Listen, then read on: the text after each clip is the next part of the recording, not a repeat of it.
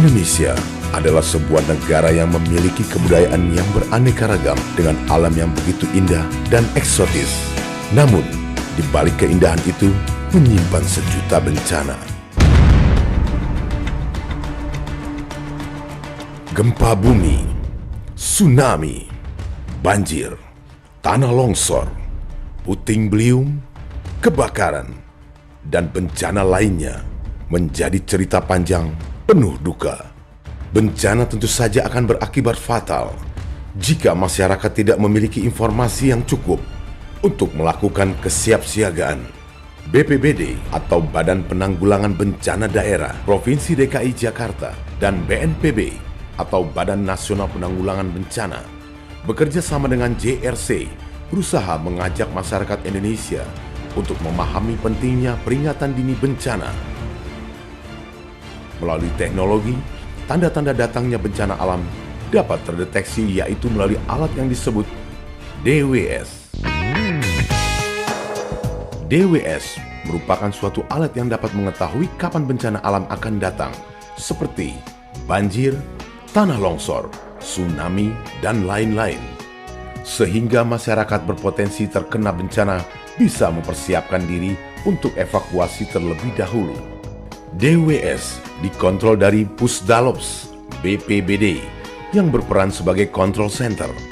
Bila akan terjadi bencana, maka alat ini akan memberikan informasi berupa suara maupun sirine yang dapat didengar di stasiun remote melalui speaker yang telah terpasang di daerah potensi bencana. Perhatian bagi warga yang tinggal di rawa buaya, ketinggian Sungai Angke sudah mencapai 1 meter.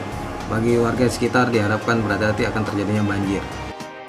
Untuk area Kampung Melayu dan Bidara Cina, informasi yang disampaikan berupa ketinggian muka air di hulu Sungai Ciliwung, Pos Katulampa atau Pos Depok yang akan berupa siaga 3, siaga 2 maupun siaga 1. Dengan demikian, masyarakat bisa menerima informasi secara aktual dari Pusdalops sehingga mereka bisa mempersiapkan diri untuk evakuasi sebelum kedatangan air di lingkungannya. Alat ini juga menyampaikan informasi apa saja untuk masyarakat saat bencana maupun setelah bencana terjadi. Misalkan informasi tempat evakuasi, informasi bantuan untuk mengungsi, informasi kedatangan dokter, serta memberikan informasi kapan listrik PLN dipadamkan atau dinyalakan, dan informasi-informasi kebencanaan lainnya. Ini merupakan proyek percontohan oleh salah satu perusahaan telekomunikasi Jepang yang bertujuan untuk pengendalian banjir dengan cara yang efektif. Cara kerja sistem ini adalah memberikan peringatan dini kepada masyarakat untuk segera menyelamatkan diri setelah mendengar informasi dari speaker.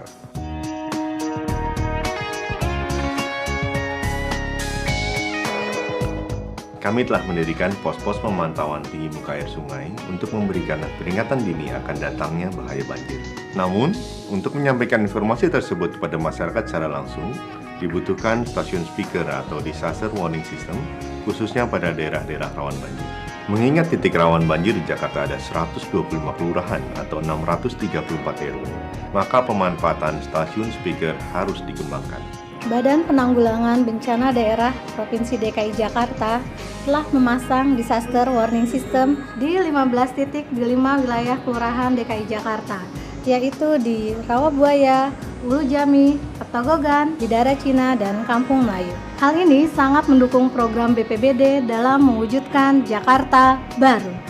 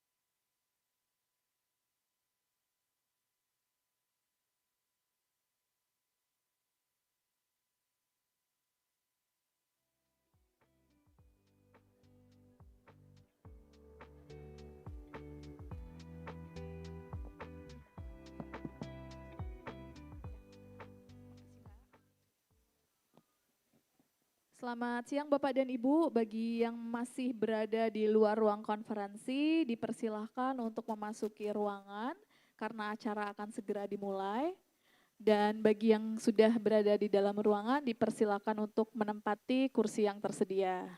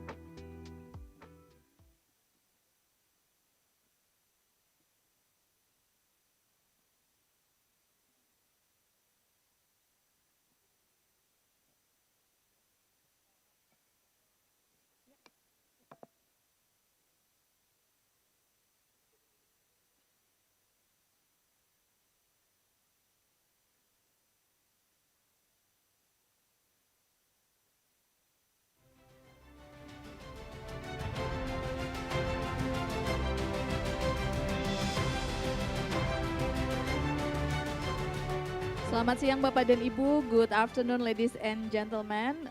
This is me again, MC Octavi from the National Disaster Management Authority of Indonesia.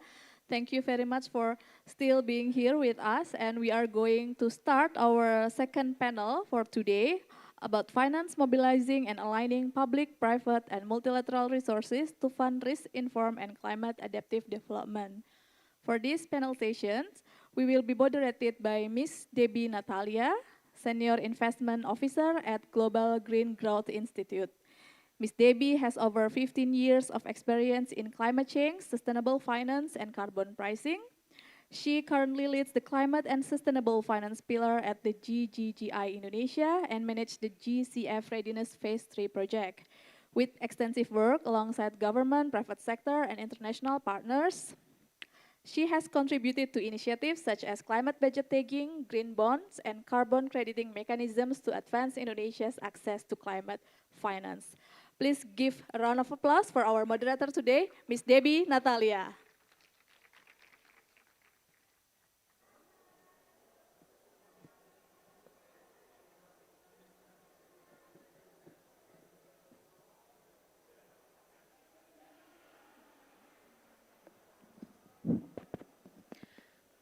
Assalamualaikum warahmatullahi wabarakatuh. Good afternoon, distinguished guests, colleagues, and also friends. Welcome to this important dialogue on finance, mobilizing and aligning resource for resilience, part of our regional dialogue on operationalizing sustainable resilience in the Asia and the Pacific. As we all know, Asia Pacific is the most disaster-prone region in the world, and the cause of disasters, both human and also economic, continues to rise. Without urgent systemic measures, we risk deepening cycles of vulnerability. Talking about the climate finance is growing now, but adaptation remains underfunded.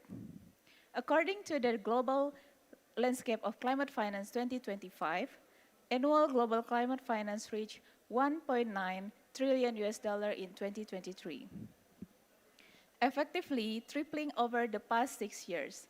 Over the last 3 years alone, climate finance has grown by more than 25% annually. Despite of this progress, finance for climate adaptation remains low.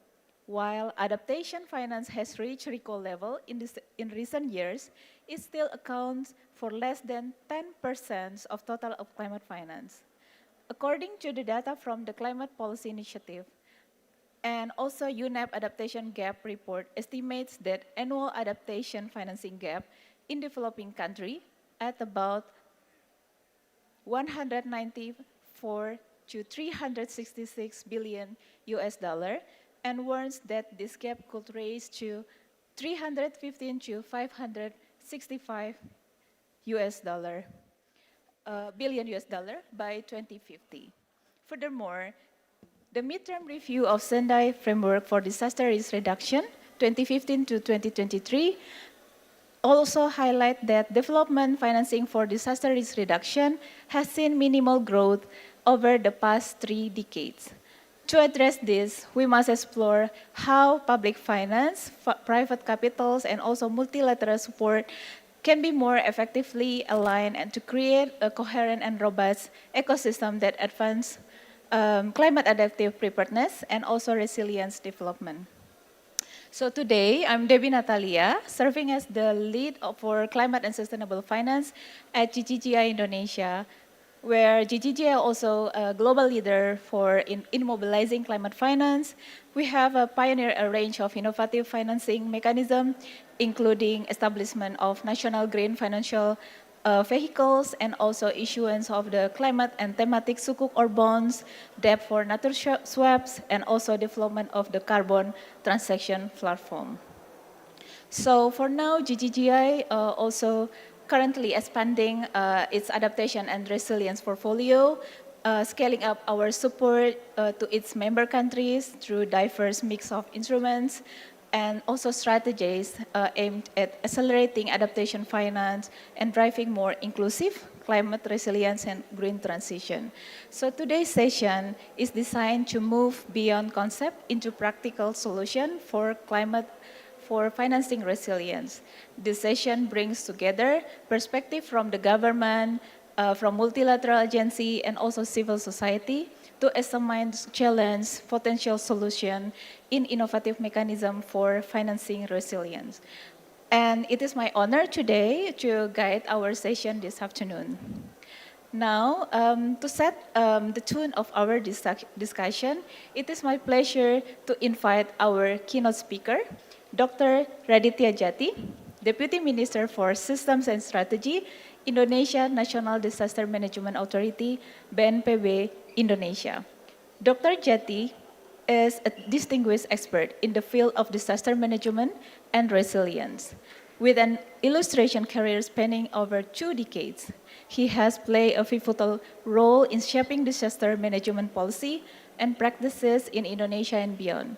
Dr. Jati's expertise and leadership has been recognized on various international platforms. With a PhD in environmental management and planning, Dr. Jati possesses a deep understanding of risk mapping and assessment, policy formulation, data management, spatial planning, risk communication, community engagement, and building resilience system. So I will invite Dr. Jati. Pak Radit, the floor is yours.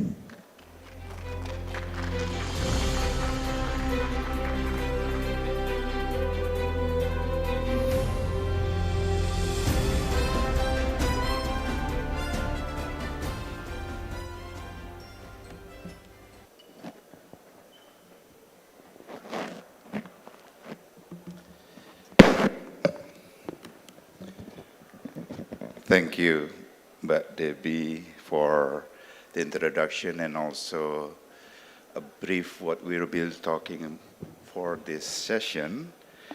But first, I would like to appreciate and acknowledge my longtime friends from ADPC, Aslam. We've been working together since 2 decades, I think. Since that, I was learning from him actually about disaster risk reduction. And of course, friends, distinguished guests from other countries that come to Indonesia, welcome to you all, from experts that is talking about disaster risks. And for this session, of course, also friends from Ministry of Finance, from Yakum, from UNEP, and also from RDI. I would like to also thanks and also appreciate senior from MDNC, Ibu Hamah. First, I would like to say how we can really mobilize and blend align financial resources and then public, private, and multilateral in a way to turn resilience from aspiration into reality. This is what also mentioned by the Secretary General for United Nations, mentioning that nothing undermines sustainability for development like disasters. Means it's important that we will like to say that disaster is a very important aspect to be realized that we cannot achieve development if there's a disaster happening in the country or in the other places. Including climate change, there is in Asia, we can see the prospect and also the data more than even 10 years. We have seen that climate change is a very intervention for as a driving force for disaster. And we can see what actually is the future crisis for the next 10 or 20 years, or beyond 2030, which is also the target of Sendai Framework or SDGs or also Paris Agreement, mentioning actually that risk is actually very systemic, means the cascading and collateral impact. According to the data itself, also the climate major disaster threat to our growth to community is also involving, like just yesterday, we have the impact of the flood in Bali. It means that there's more uncertainty and unpredictable event that we're now facing for the future, that how we can really see that ourselves will be resilient enough. And why adaptation is a matter in funding. Where are the gaps?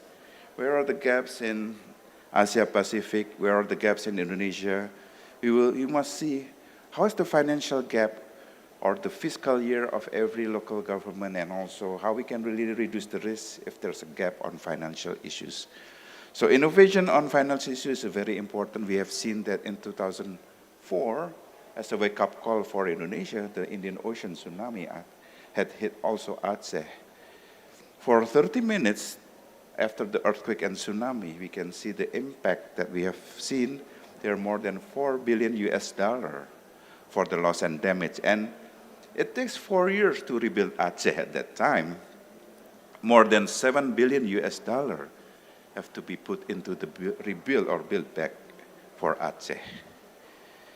Is there any investment, or can we switch the number on investing rather than putting loss and damage, and then we're putting on building back? So this session must be also how we can really innovate the paradigm shift of investment on financial issues. We have seen that in Indonesia, in the case of Ring of Fire, it will be a disaster all the time. But how we can really reduce disaster risk reduction alone cannot be done if there's no other activity that really in action on climate change and how we can really see that sustainable development goals must be achieved. So with this threat, we can see 22 trillion rupiah every year is the impact of disaster. Can we switch the number on investment, like people mentioning $1 save $7, or how we can really save Indonesia rather than just putting more money on response, putting more money on building back again for Indonesia. And of course, the challenge is actually how we can really face the hazard that we're facing right now, including the fault line that have been founded by the people from the Center of Earthquake, National Earthquake, mentioning that we have more than 400 fault lines in the country. Before we have only 272. It can be founded or it can be a new fault line. So we're facing more risk in the future. But important thing is how we can really save more in financing issues rather than putting more money on financial issues on respond and building back better. So you can see the gap if there's no action on DRR. This morning we have heard from Deputy Minister from Bappenas mentioning that early action, early warning to early action. We must put another word, the real action. How can we see the real action with the policy, regulation, the strategies that have already been put, facing the deficit of resilience itself?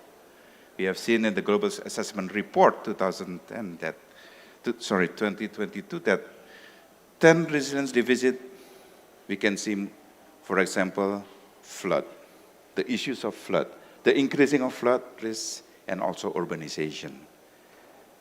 What is actually will be done for facing the deficit of resilience itself? How we can really see that everything must be put in comprehensive concept, rather than working in silo. Paris Agreement is already there. Sadar framework is there, SDGs is there. And this kind of agreement is already put into our regulation in Indonesia.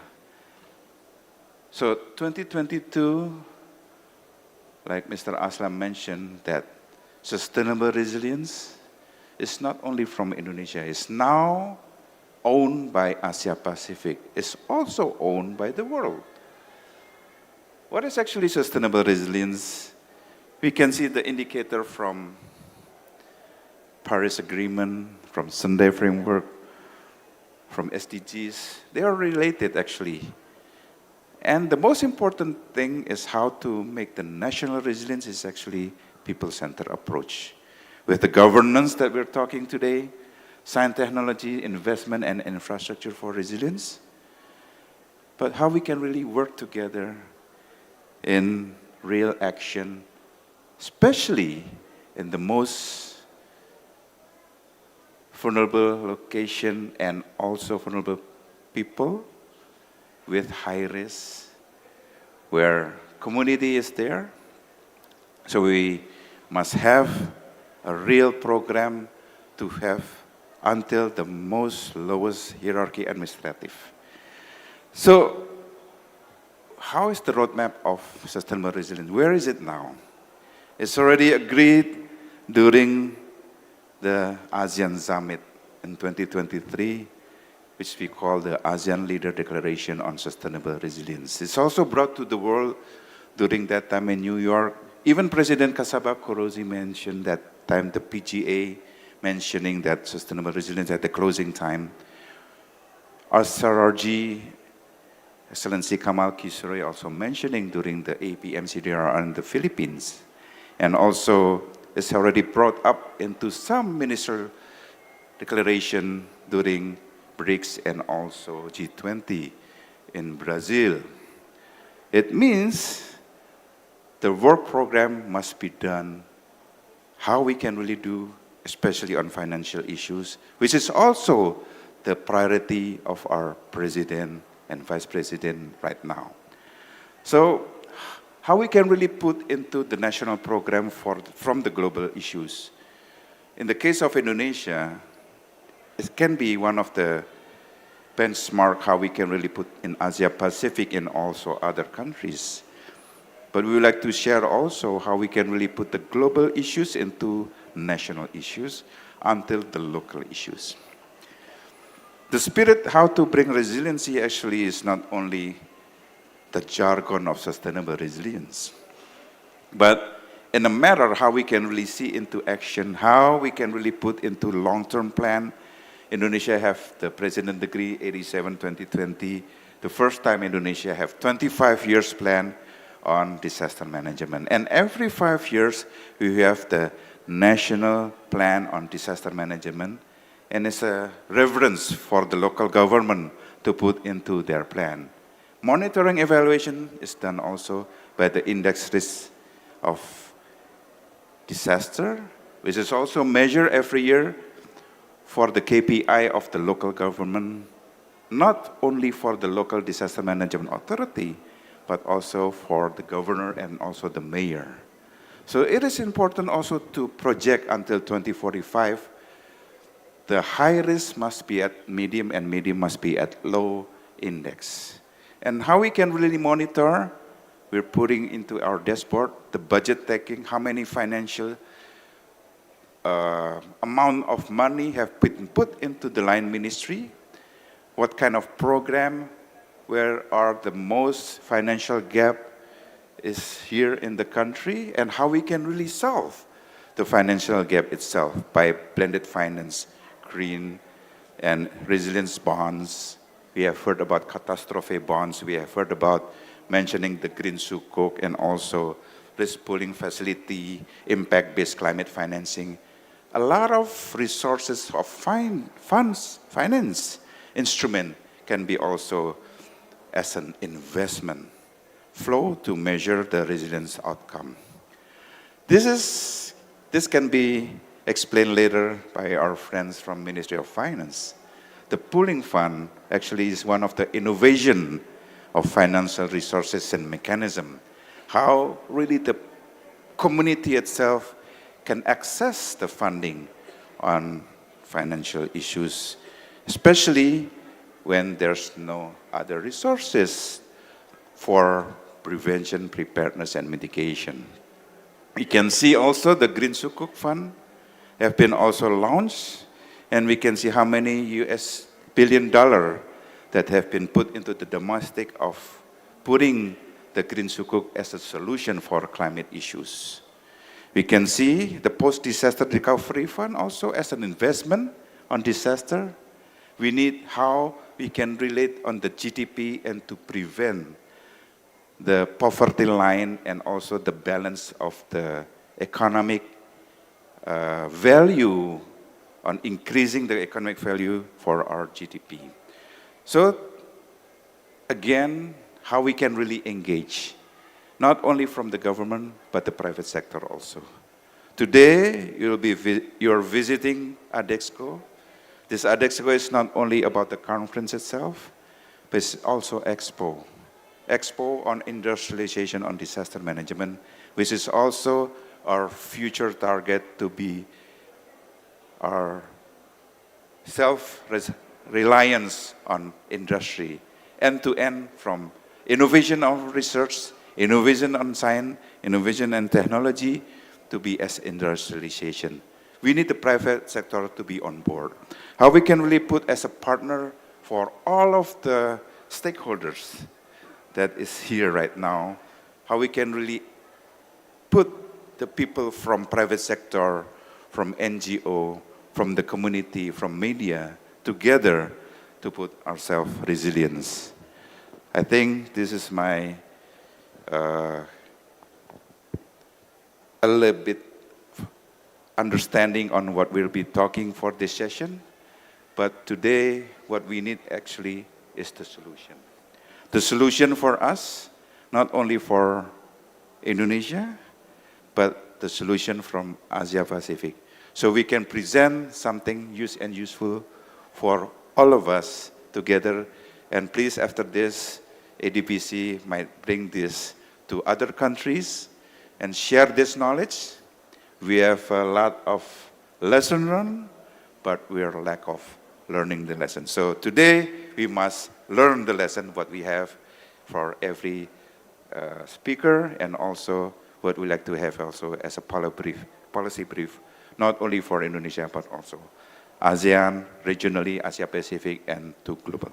Thank you very much, and have a nice discussion for today. Thank you, Paradip, for your insightful remarks and also highlighting the urgency of the resilience issue into the financing action, ya Pak. Yes, Pak. Thank you so much. All right, we will move to the first session. Now, I will invite and also introduce our distinguished panelists who brings the diverse perspective from government, multilateral institution, research, and also civil society. For the first one, I will invite Dr. Yogi Rahmayanti, the Director of Regional and Bilateral Cooperation, Ministry of Finance of Indonesia. Ibu Yogi, please join me in the stage. So, Dr. Yogi Rahmayanti has been working in the Indonesia Ministry of Finance for more than 20 years on various tasks, mainly in the Bureau of Budgeting, Treasury, Public Finance, Financial Management, Fiscal Policy, and International Finance. From 2019 to 2023, She was the Deputy Chief of Staff at the Minister of Finance Office, responsible for coordinating high-level decision and policy making in the area of spending and asset management. Since June 2023, she has been serving as the Director of Regional and Bilateral Policy, responsible for the Ministry's regional and bilateral cooperation, diplomacy in the area of finance, economy, trade, and also investment. So welcome and thank you, Ibu Yogi. And now I will invite the second panelist, Mr. Satria Wibawa, Asia Pacific Coordination Lead, UNEP Finance Initiative, Indonesia. Pak Satria Wibawa is a seasoned practitioner in SME banking and sustainable finance, with over 2 decades of experience spanning financial services, development finance, and public-private partnership. And also, Pak Satria currently serves as the Indonesia Country Coordinator and APAC Regional Coordinator for UNEP-FI, where he supports the development of sustainable finance framework, capacity building, and regional implementation of UN principle for responsible banking and sustainable insurance. He holds an MBA in finance from DePaul University and a Bachelor of Economics from Trisakti University. Thank you and welcome, Pak Satria. And the third panelist, I will invite Ibu Agnes Meria, Program Manager, Yakum Emergency Unit.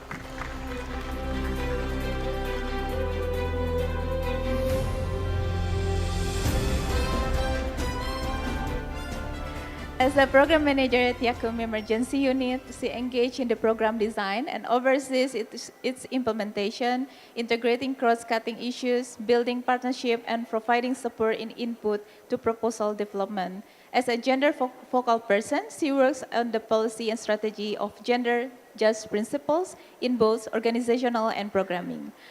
Also, she engaged in the various projects that collaborated with local communities, including women's group, elder peoples, and also persons with disability through community strengthening program. So thank you and welcome, Ibu Agnes. And last but not least, I will invite Ibu Vidya Trisandini Azizi, Program Specialist Resilience Development Initiative.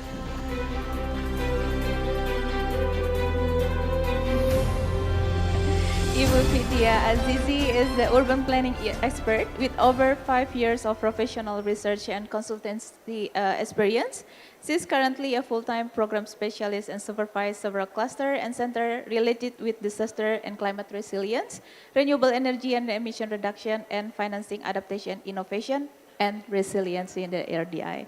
So that's our panelists for today's session. Thank you all panelists for being with us today. Let's begin with the quick scan of landscape for this afternoon session. Maybe to all of the panelists, from your vantage point, what is the current scenario of financing for resilience? And maybe you can also share with us what are the main causes behind the gaps we face. So maybe we can start from Ibu Yogi first, Pak Satria, Ibu Agnes, and also Ibu Vidya. Please, Ibu. Thank you. Thank you, moderator Mbak Feby. Thank you, Pak Radit and BNPB and all the, I think, sponsor, host for this wonderful occasion. And thank you so much. I'm honored to be here and to share maybe some of the stories regarding mostly maybe the challenges we are facing in mobilizing financing, especially to address the issue of resilience, and especially in my case, maybe I could share more on the disaster financing, disaster risk financing. When you ask like what is now my perspective on the current situation surrounding resilience financing. So I must say we are facing an increasing challenges, especially as you know the situation with the in the global arena that I think we all know that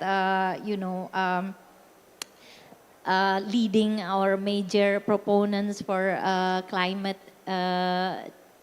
change action is if I may say, backtracking, and that's even before that, we are facing with the, realizing the commitment from the those who has the source of financing, and us in the developing countries in need for that. So yeah, that's how I see it. The challenges is even increasing now. And so with that, so what are the challenges? Actually, if I can identify some, yeah, there are many, but if I can identify some, maybe the first, based on our experience, the commitment is lacking, or I must say like consistent commitment is really not easy, yeah.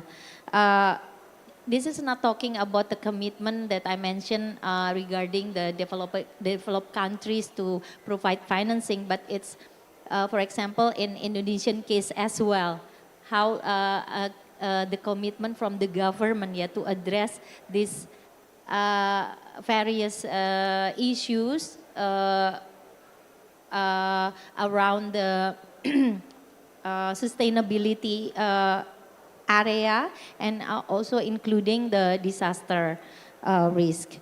But I can share like one of the experience, I think pooling fund for disaster, Pak Radit mentioned before, pooling fund for disaster. I think it's a good example of how we kind of successfully bring a very ambitious initiative into an institutional action, yeah. I mean, it's becoming institutionalized now. It's not easy at all. So the journey was, journey started in 2018, and now only this year we have fully operationalized pooling fund for Bencana. And the other challenges is the gap between need and funding. So I think we all know that, like for Indonesian case, the funding needed from the potential or for the direct losses exceeding 20 trillion rupiah to 50 trillion annually due to disasters. So, and then meanwhile, the capability of the national budget is very limited. And so these gaps cause the government to be exposed of very high fiscal risk, yeah. Because when actually a risk happen, then a government cannot say no to a disaster, to respond to a disaster, right? Yeah. And yeah, so other than that, maybe also the private sector under investment. So the challenge is really how to incentivize private sector to actually participate in this cause. Yeah, so I think that's, and then, well, we acknowledge that some innovations are emerging, especially as I mentioned, under the National Strategy of Disaster Risk Financing, DRFI of Indonesia. And part of that, we have this, that I mentioned, the pooling fund Bencana. And then also the government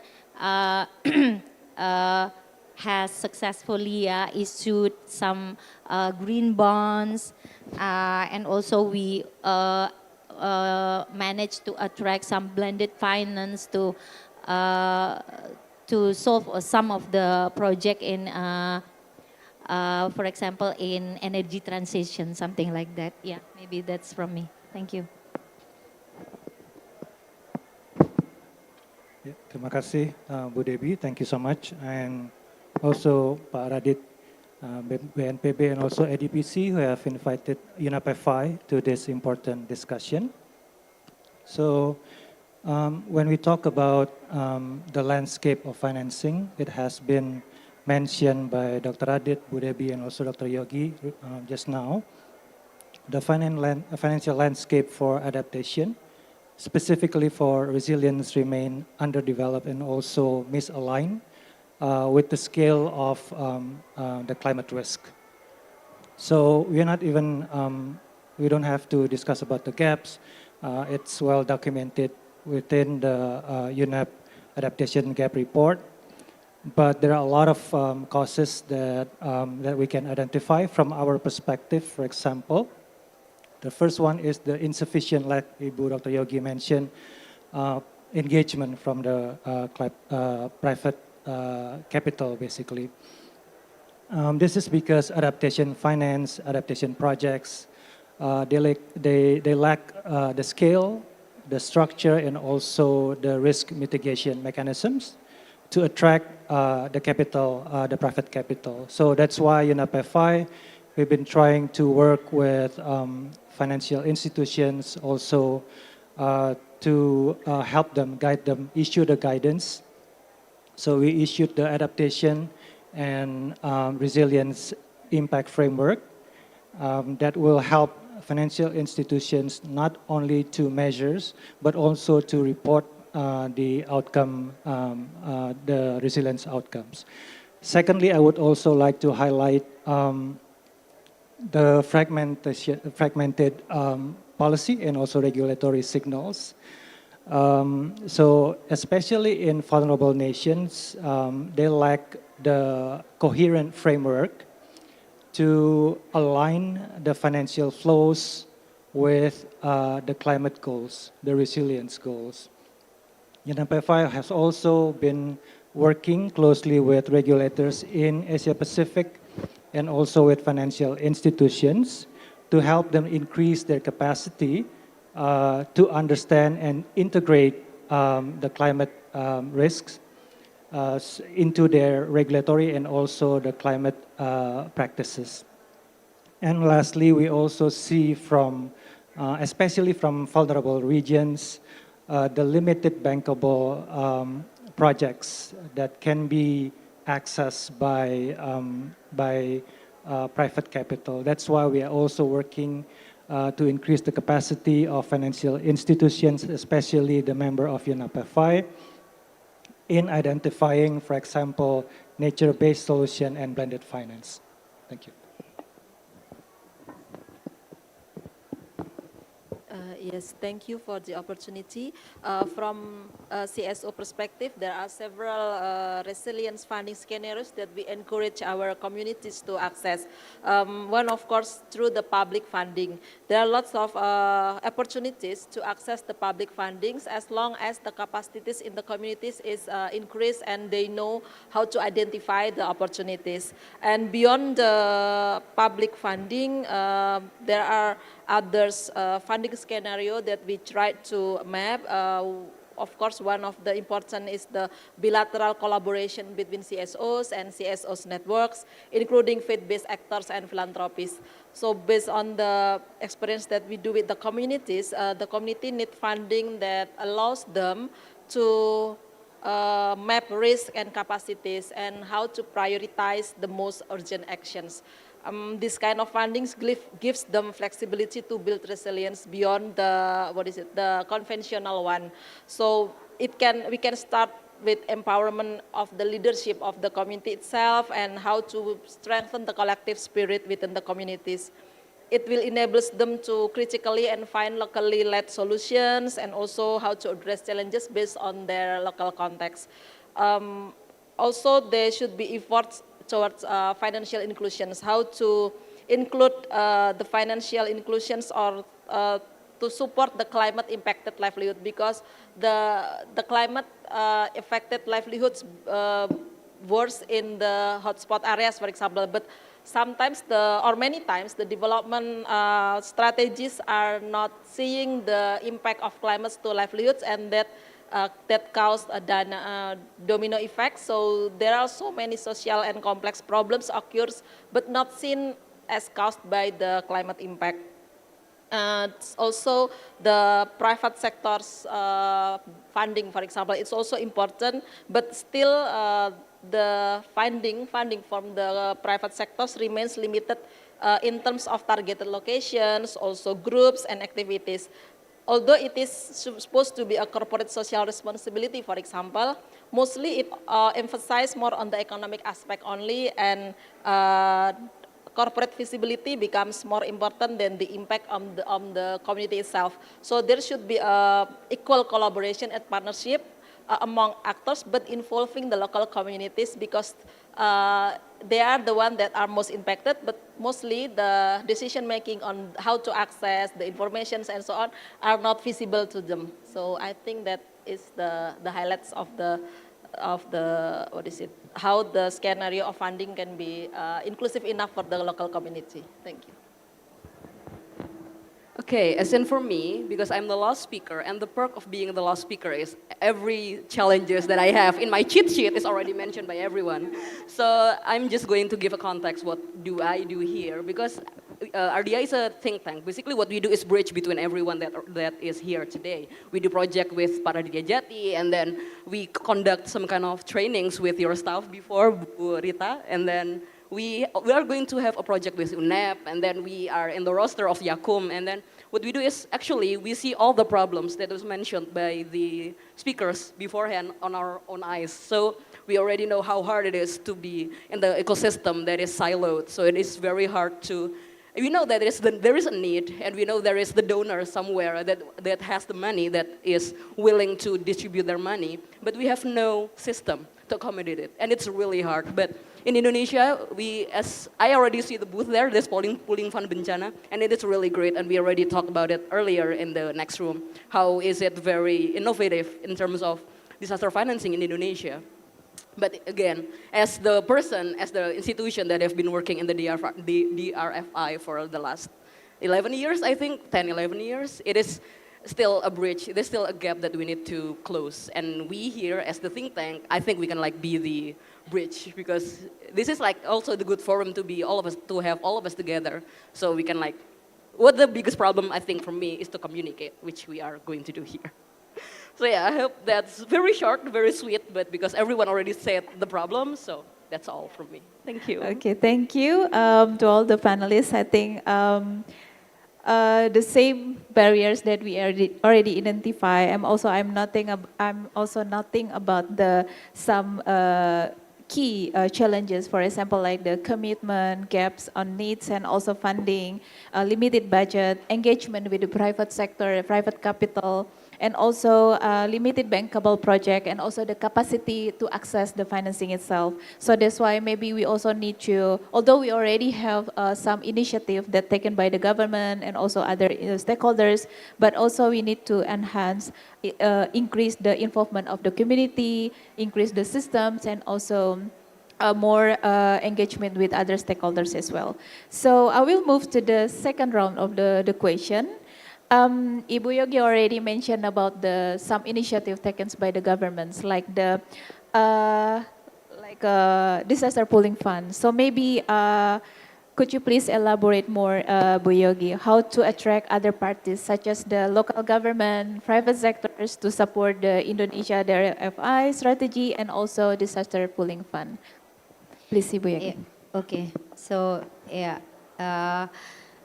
I want to talk a bit about the pooling fund Bencana itself. So when I said that it was a good example of how we can institutional such a, for lack of a better word, it's an ambitious initiative. That, when I didn't realize this, what is it? Sense that because when we change the government, then I realized suddenly that if we didn't have the PFB to be, tied into, we had this project loan with the World Bank at that time. So otherwise we wouldn't have it, because then suddenly when the government changed, the priority also shifted. And so that's what I want to say is that when you have it's not enough to just have a good initiative, but really you need a strategy to, put that into an institutional framework that actually can span across different governmentship, or and then also can navigate through changing priorities like that. So that's why I said PFB is a good example that but it's still yet to prove, I mean the effectiveness of and all the initiative that it will bring, including that we want to bring participation of the local government. That is, I think, the most challenging part of PFB, I believe now we are in the next stage of that, formulating what is that, regulation, to for a formula of participation from the local government. And so what we thought about is how to make these local government want to participate. So I think we need to, for them, for the local government to integrate this national DRFI strategy into their subnational disaster planning and budgeting. Also to utilize their already existing structure. They have the equivalent of BNPB in the local government, right?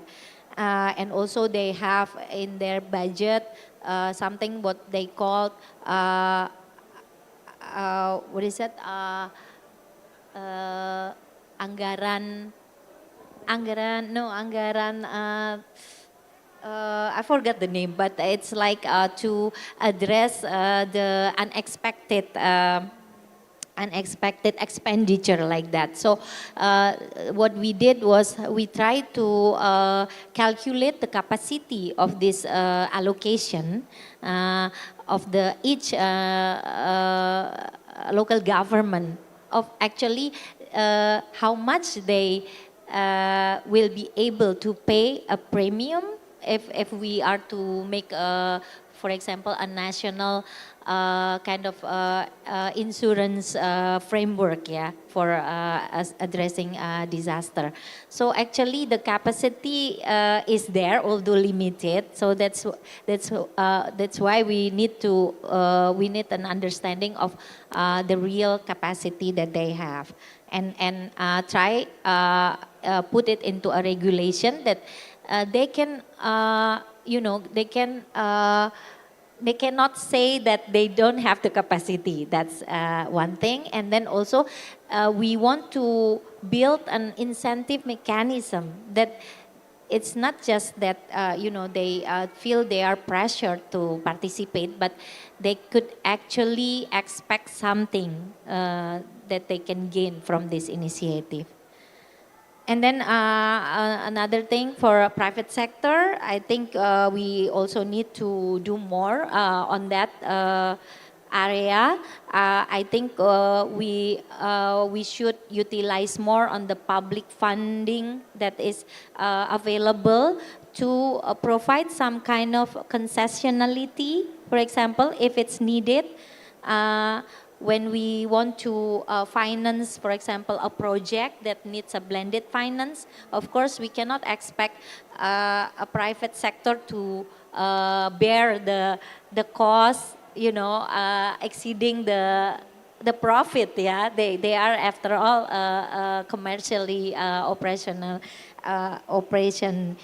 So that's why I think we need to blend this funding in a way that works for everybody. So I think maybe that's all from me. Thank you.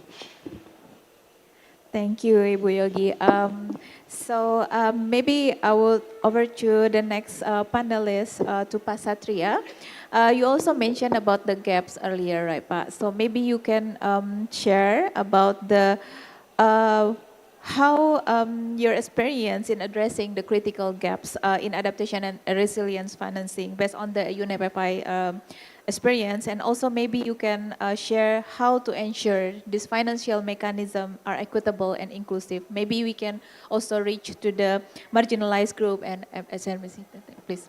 Thank you, Bu Debbie, for the question. So UNEP-FI is part of the UN Environment Program. So we are specifically working with private institutions. In this case, we are a membership organizations. We have over 500 members globally. We have about 80 bank members in Asia Pacific and 4 in Indonesia, which are Bank Aladin Syariah, Bank Jago, Bank Tabungan Negara, and Bank Syariah Indonesia. So together with the members, we are working to equip the banks with sustainable finance frameworks. So for example, in the banking industry, our framework is called the Principles for Responsible Banking, while in the insurance side, it's called the Principles for Sustainable Insurance. So once a bank is committed to join the PRB, for example, the bank will have to commit to also integrate the 6 principles of the PRB. Mainly principles number 2, which is the target setting and impact assessment, meaning that for the first 18 months, the newly joined bank will have to conduct the impact analysis using UNEP-FI's impact assessment and impact protocol. And then the impact assessment modules will show the local contents, the local context, the local country needs. For example, wherever the bank operates, for example, BTN, when they do the impact assessment, they will have to see what are the needs in Indonesia, what are the SDG targets that the government wants to achieve, and then match that data with their portfolio.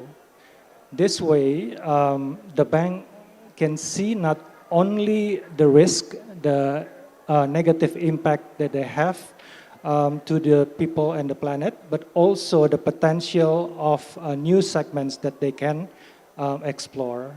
So we, throughout this process, we encourage banks to see the vulnerable groups, to identify the vulnerable groups based on the local context and based on their portfolio, and work to address that. So this is the way we ensure that banks work to identify the needs of, for example, youth, women-led entrepreneurs, and other marginalized communities in terms of not only identifying the risk, but also opportunities that they can explore. Thank you so much, Pak Satria. It is clear how we can also identify the impact needs and also the gaps first, ya Pak, before the financial flows be designed. And the next question, maybe I will over to Ibu Agnes. You already mentioned about the biggest barriers at the beginning of the session.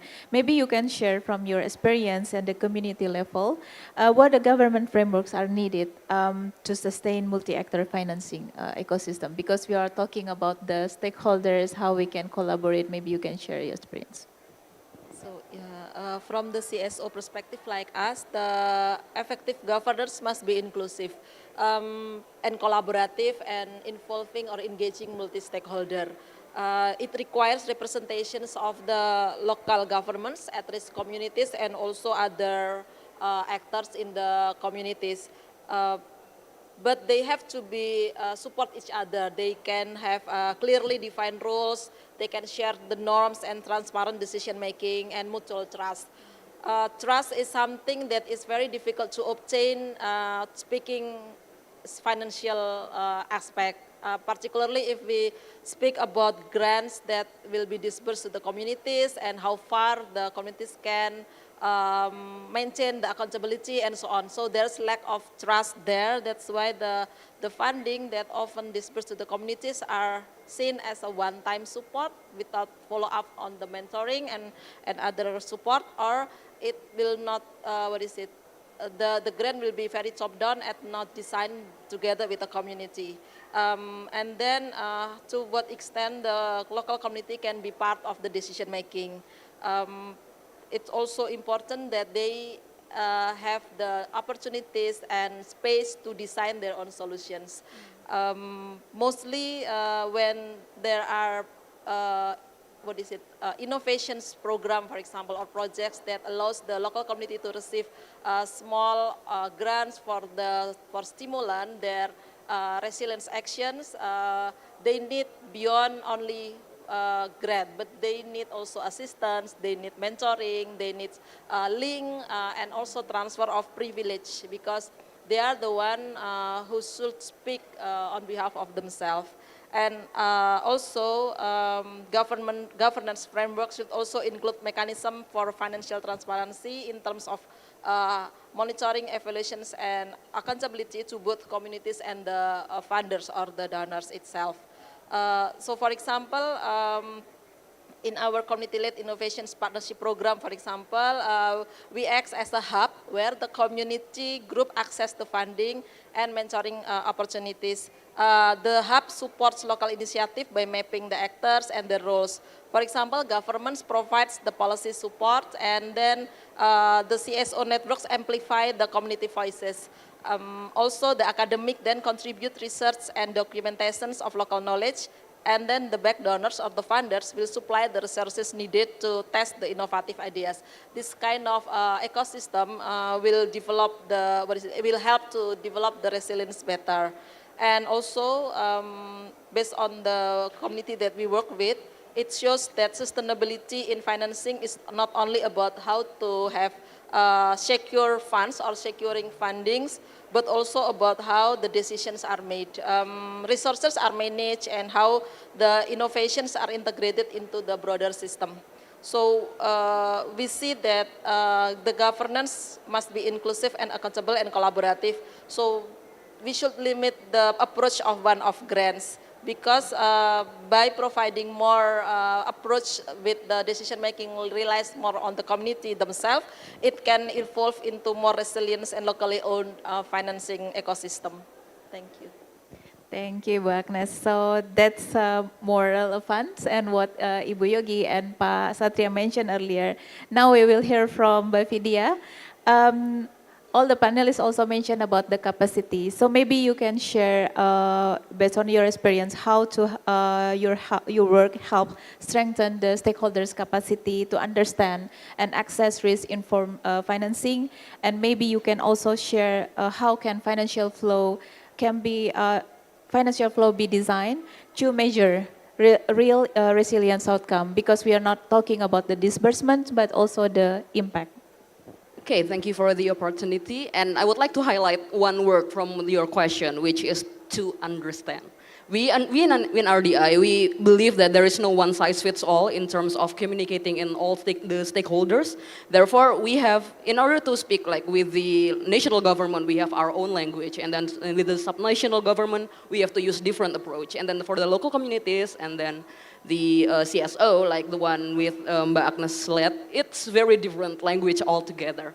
Which is, we need to understand that in the national level, we need to speak in the realm of governance, right? We have to make a recommendation, we have to create a policy brief, we have to understand, we have to propose some kind of recommendation that is implementable in all Indonesia, right? And then through that implementation, hopefully it can be like the guiding light, one would say, the guiding light for all the subnationals, for the private, for the local communities to act. Basically, that's what we are doing at the national level. And if it doesn't work, usually we deliver the policy brief, the recommendation straight to their door. We did it with the Bappenas, and then we communicate with the BNPB and everyone in the government, basically. So it's one approach in the national level. And in the subnational level, the challenges is already mentioned by Bu Yogi earlier, which is the capacity. People tend to be afraid of what they don't understand. So we need to make them understand what they're facing. And then after they have the understanding, we can increase their capacity. That's where the training come in, which we already conducted several times. And in terms of the private sector, it's all different realm again, because we need to understand how much you will lose if you don't prepare against the risk, against the disaster and everything else. So if you invest this much, you will gain this much. We need to talk in that money, financial terms. And for the civil society, as already mentioned by Bu Agnes, we need to gain their trust. It's first and foremost. So if we don't have their trust, they will not want to maintain what we have given. They will not, let alone escalate and everything. So it's very important to make sure that everyone, that they have the mutual understanding, albeit in a different level, and then after understanding, they will not work in isolation. Therefore, it will be more resilient for Indonesian economy against disaster and also climate change.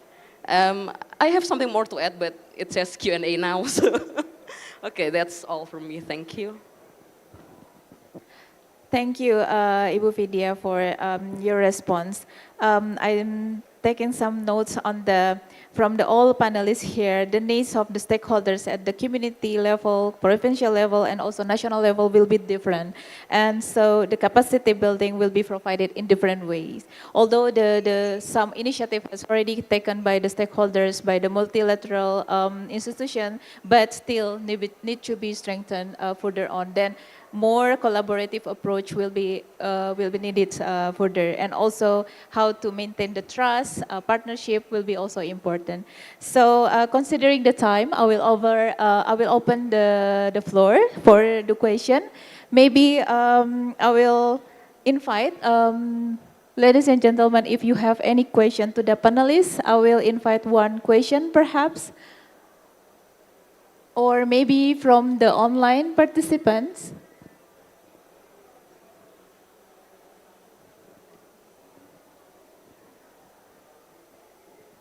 Any questions? No? From online? There is no question from online. So, still we have a time to discuss.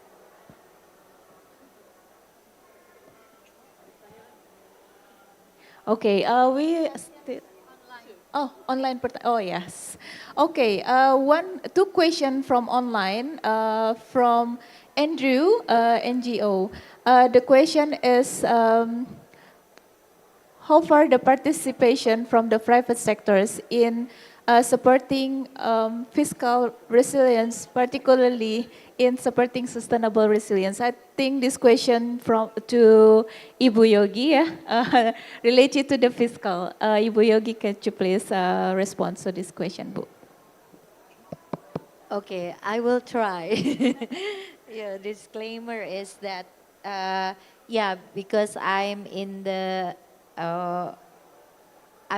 bilateral and regional cooperation, so maybe not so much that knowledgeable, yeah, about fiscal, but I will try. So as far as I know, so I think what the government is doing is really to encourage and maybe for stronger, yeah, promote private sector participation. I think even not just on the resilience, sustainable or resilience issue, but all in a general sense, because the government or national budget is very limited, as we know. Especially on big projects, infrastructure projects, and especially this current government is really keen on inviting private sector's participation. We already have what we call the PPP, so public-private partnership. I think all the elements needed for a PPP project to work is already there, but I must say that it's not as easy, you know, when put into action. Even though we have already all the necessary ingredient, all the elements, all the necessary regulations. So and then for a sustainability issue, I think we have more tools to invite this private sector participations. And also not just from Indonesian government only, but also I think Indonesian government through our bilateral cooperation, through regional cooperation, and also in multilateral cooperation. I think we have a lot of supports, yeah, from development partners, from bilateral partners that provide financing that can address the concessionality issue because of those, I think, sustainable projects. Some probably can already be, how do you say, like, can be financially feasible. But I think even more are not that financially feasible, right? So there has to be someone filling the gap to make it financially feasible, and then private sector can participate. So I think that's so what we want. The question from Andrew is bagaimana, sejauh mana. So I think I don't have the number like how much projects that actually has this private sector participation.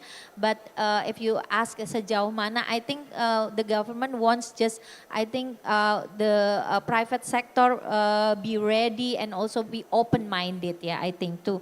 That we are now moving towards not just addressing for example, if we have a infrastructure project, it's not just providing infrastructure, but we also want something that sustainable in terms of environmentally, environment, I mean, not just economically sustainable, but also environmentally sustainable. Yeah, maybe that's. Thank you so much, Ibu Yogi. Pak Satria, you want to add? Maybe, yeah, maybe you can add briefly. if I can try to answer the questions without answering it, but following up to Bu Yogi's point about private participation. So UNEP-FI, I would like to highlight one of our initiatives, which is called the V20, Vulnerable 20 Countries. So V20 Sustainable Insurance Facilities. So it's basically a project pipeline facility that is working to develop and also to make available climate smart blended finance, as mentioned by Bu Yogi earlier, solutions for MSMEs in climate affected regions. So V20 SIF was formed by the United Nations under the Principles for Sustainable Insurance with the support from the Munich Climate Insurance Initiative, basically to address the request from the V20 Secretariat. So we know that MSMEs are the backbone of any country's economy, but they are heavily dependent upon credit for their survival and also for their growth. But they are also the most prone towards severe climate events. So when that happens, not only their ability to repay the debt is going to be under stress, but also their ability to obtain more credits.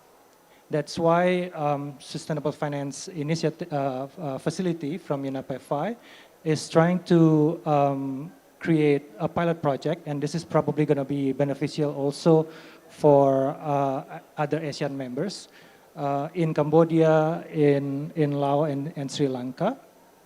We are trying to actually help banks to model their climate resilience and help them to form a credible approach. For example, whether they need to set a certain reserve for that, and then they can also get some blended finance initiative. And in this case, V20 SIF is supported by ADB through the ACLIF fund. And also, the lastly is offering parametric insurance for the MSMEs. So in case of severe weather events, the MSMEs, without even having to submit a claim, they would already get some disbursement. And this case, if we only approach from the insurance perspective, it's going to be very expensive, not only for the bank, but also for the MSMEs. But by offering the layered approach, we'll be able to help banks, because banks and microfinance institutions, they're also acting as the aggregator of these MSMEs, not only in terms of credit portfolio, but also in terms of the risks that they are facing. So that's why we are trying to address this by creating this pilot project. It will be started towards the end of next year. So we are looking forward to disseminate the results once it's finalized. Okay, thank you, Pak Satria and Ibu Yogi for the detailed explanation for the questions. As we come to the end of our session, I really apologize I cannot cover all of the questions from online participants. Let me highlight a few key takeaways and recommendations from these sessions. There are four points that I already highlighted. The first one, financing resilience requires integrating risk into the public finance systems.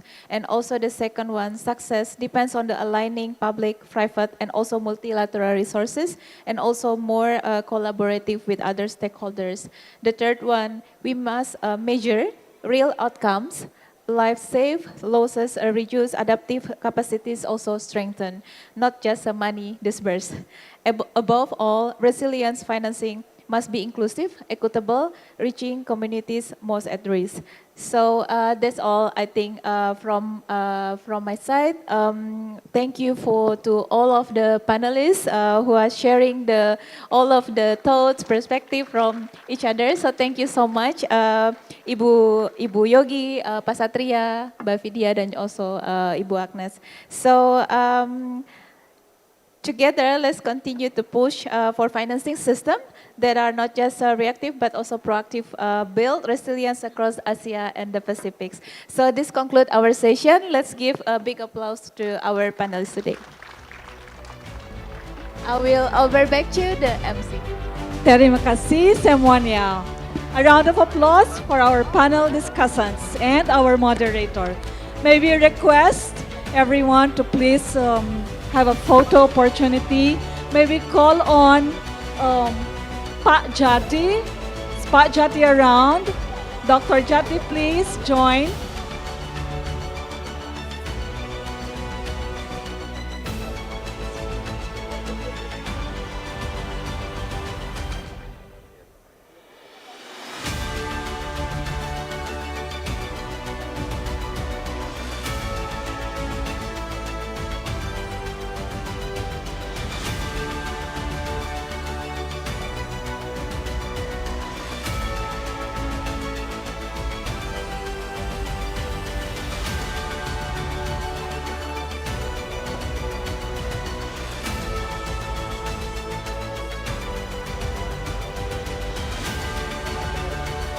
Again, terima kasih Ibu Yogi, Pak Jati, Agnes, Satria, Vidya, and of course the moderator, Debbie. Thank you very much.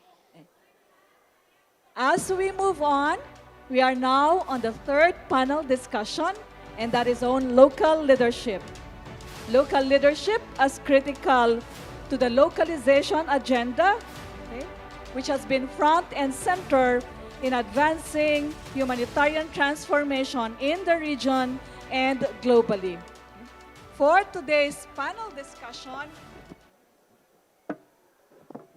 we will have our moderator, Dr. Cicera Madura Peruma from the Asian Disaster Preparedness Center.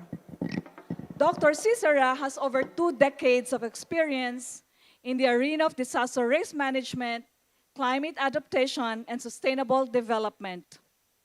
As the director of ADPC for Preparedness and Climate Actions, Dr. Cicera has designed and implemented multi-donor funded programs in countries of Asia and the Pacific, and including actually in Ethiopia, in Africa.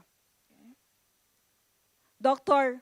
Cicera has a doctorate degree in climate change, disaster risk, and development nexus from the University of Huddersfield, United Kingdom. Ladies and gentlemen, let us welcome Dr. Cicera on stage to introduce or frame the panel discussion and introduce the keynote speaker and his panelists. Dr. Cicero, please.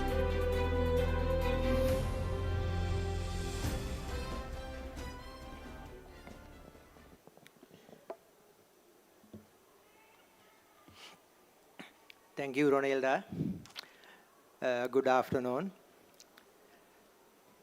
As I was preparing for this very exciting panel discussion, I was looking at some of the key terminologies that my colleagues like Ronilda highlighted: transformation, humanitarian transformation. We've been hearing about this terminology not now, but more than 1 decade. Specifically since World Humanitarian Summit back in 2015 and 16, in preparation for the World Humanitarian Summit, which was held in Istanbul almost a decade ago, we were talking about transformation, humanitarian transformations, local leadership, and localization. And specifically, when we look at the region, Asia-Pacific region, which home to 2/3 of world population, almost about 4.3 billion people. But on the other hand, this is a region which is 57 trillion GDP, which is again 2/3 of world GDP.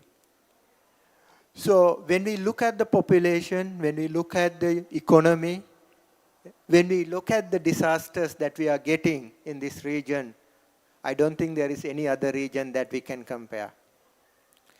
And I firmly believe if transformation to be happen, it can only happen in Asia and the Pacific region. It brings innovations, it introduces new technologies, it brings new processes, policies, and ways of working together. And we are good in trying. We do test, we test things, we do trial and error, and we are the only region which face this amount of disasters in a given period. So I believe if the transformation which we've been talking for almost 1 decade to happen, we got to make some headways.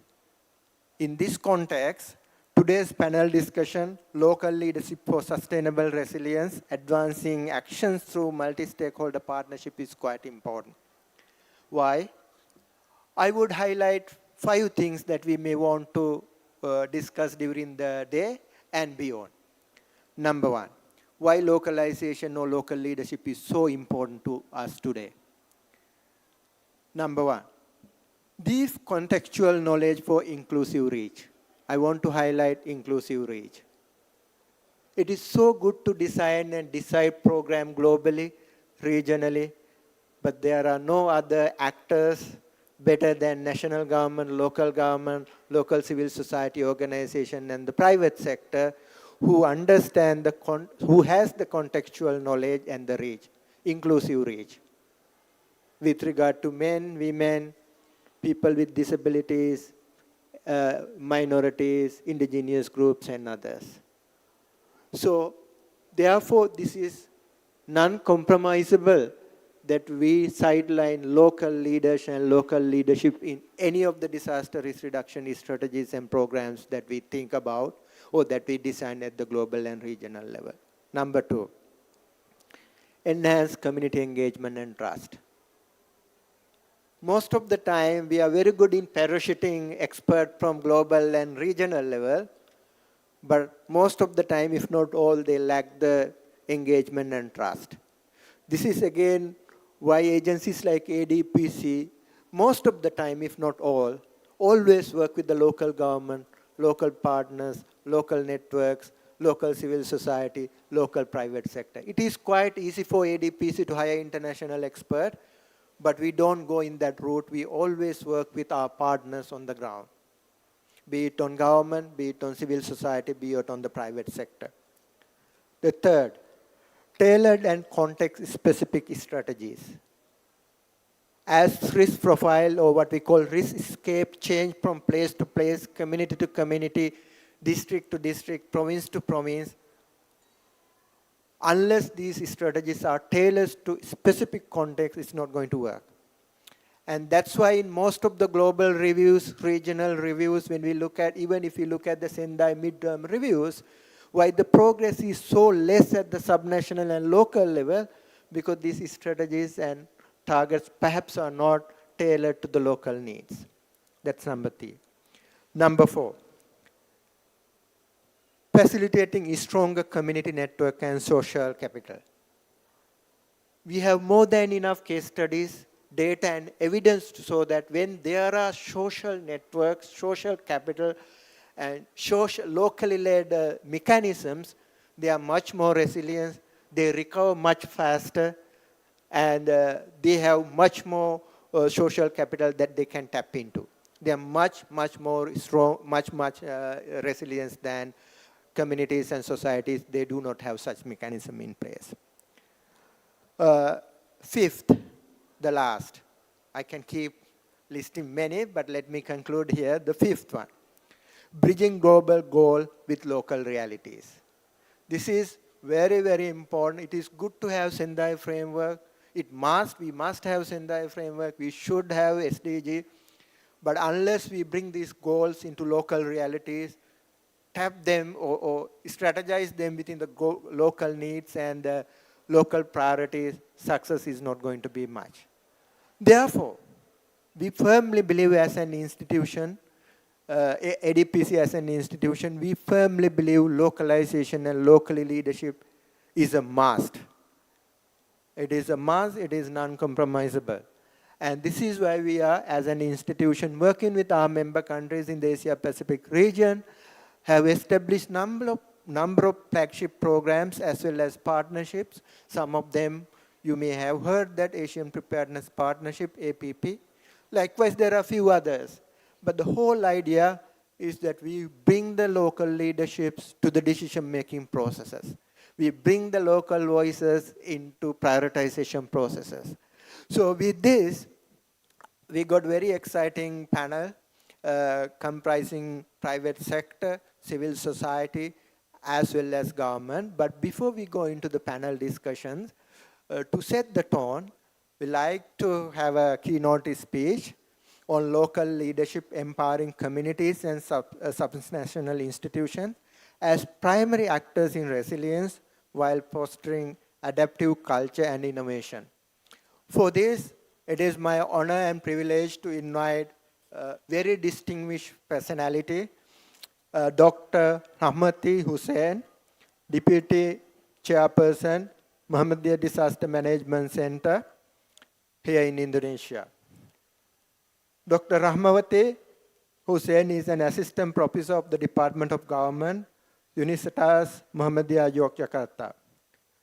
She received her master program for urban and regional planning and her PhD on hazard mitigation from the Urban and Regional Planning, Texas A&M University, US. She has been working in disaster and humanitarian related works for almost 2 decades, over 20 years. She is an expert panel on Muhammadiyah Disaster Management Center, as well as Vice Chair of the Muhammadiyah Disaster Management Center from 2010 to 2022, as well as Chairperson for Asia Environment and Disaster Management Agency. Since 2016, she has served as an advisory board member for Indonesian Disaster Management Agency, or BNPB, as well as an advisory board for Humanitarian Forum Indonesia, or HFI, and Indonesian Development and Humanitarian Alliance. I can keep listing her engagement, but ladies and gentlemen, let us welcome Dr. Rahmati Hussain as the keynote speaker.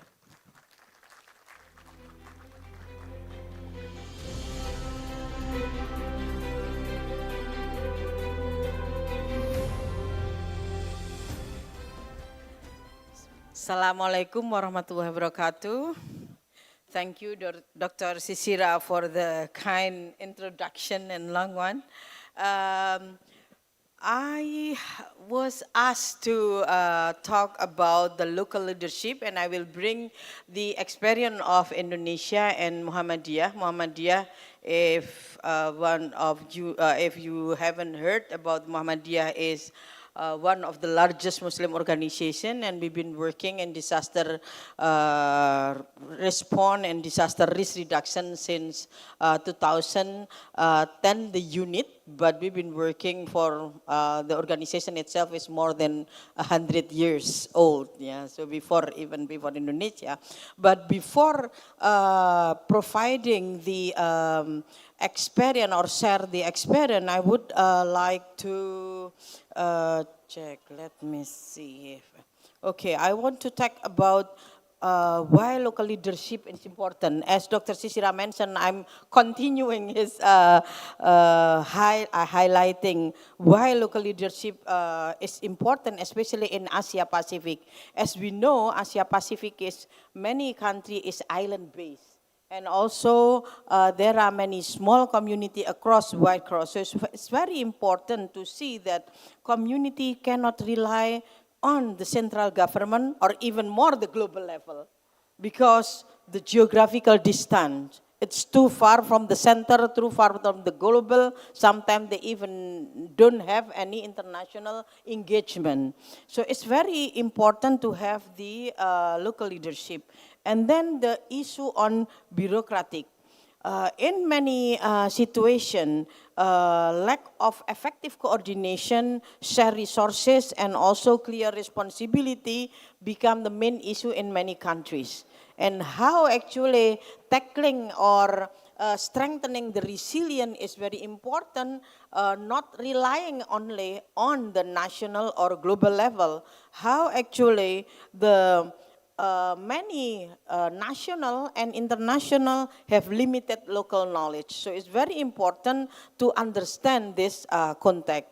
The second why local leadership is important, as it's already mentioned by Dr. Sisira, there is no one size fits all approach for the local context. So local leadership encourages the development of the solution that are specifically crafted for the unique circumstances in each community, because every community have their different strength, knowledge, and capabilities of the local community. So it's very important understanding the uniqueness of each community. That's why local leadership is very important. And third, communities, especially, and also leader at the subnational level, the civil society, private sector, and is always the frontline responder to disaster and risk. When we're facing a lot of issue or vulnerability in many different contexts, the local community is the front line. That's why it's very important understanding the local leadership and how this local leadership contribute. So we see here that local leadership can contribute through helping to identify community-specific risk and vulnerability. Each community has very specific risks, especially in many Asian countries. Some are vulnerable to flood, some are vulnerable to eruption, earthquake, tsunami, and many different risks.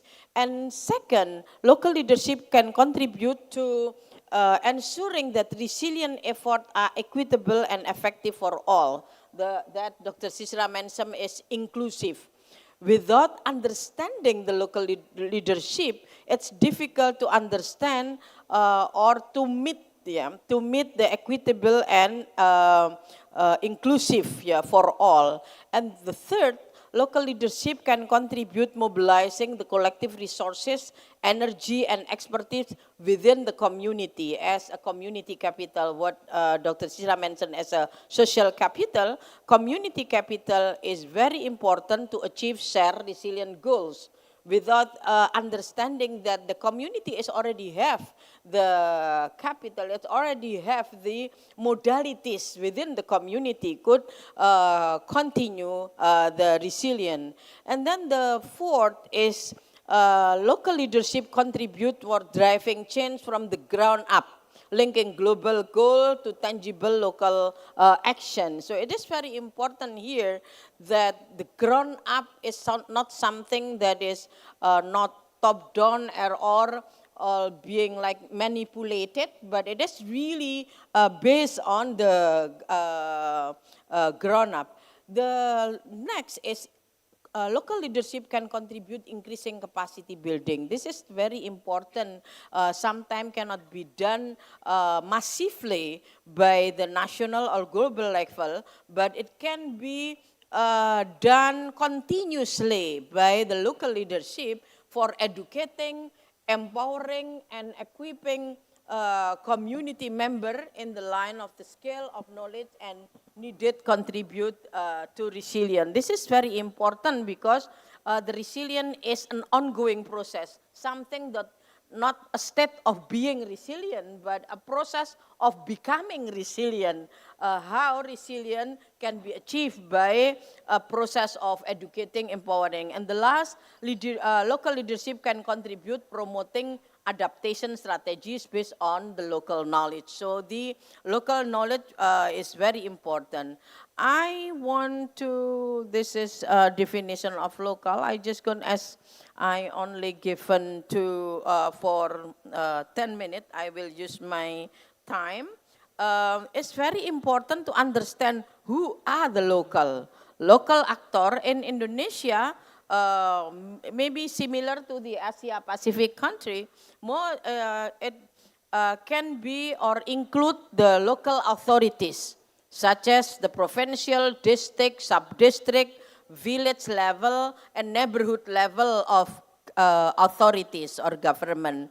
And then the civil society. There are plenty of definition and group within civil society like NGO, FBO or faith-based organization, which is in Indonesia is very strong, and we have a lion or forum, the Interfaith Forum for Disaster Risk Reduction and Disaster Response, and then CBO, civil community-based organization. There are many groups on the ground, individual like volunteer and expert. So there are many, if we can identify the local actor, it could, and also universities, media, private, yeah, including hospital, clinic, SME, businesses, and so on. So this is some of the local actor. And I will use the example of the MDMC where I've been with Muhammadiyah for the past 20 years since the tsunami Aceh, and doing collaborative for strengthening the community stakeholder collaboration for disaster resilience. So there are several engagement, not only engagement with the community, but it's also with the private, CSO, alliance, forum, and also with the village level to create the community resilient. I will give some of the project that we have done.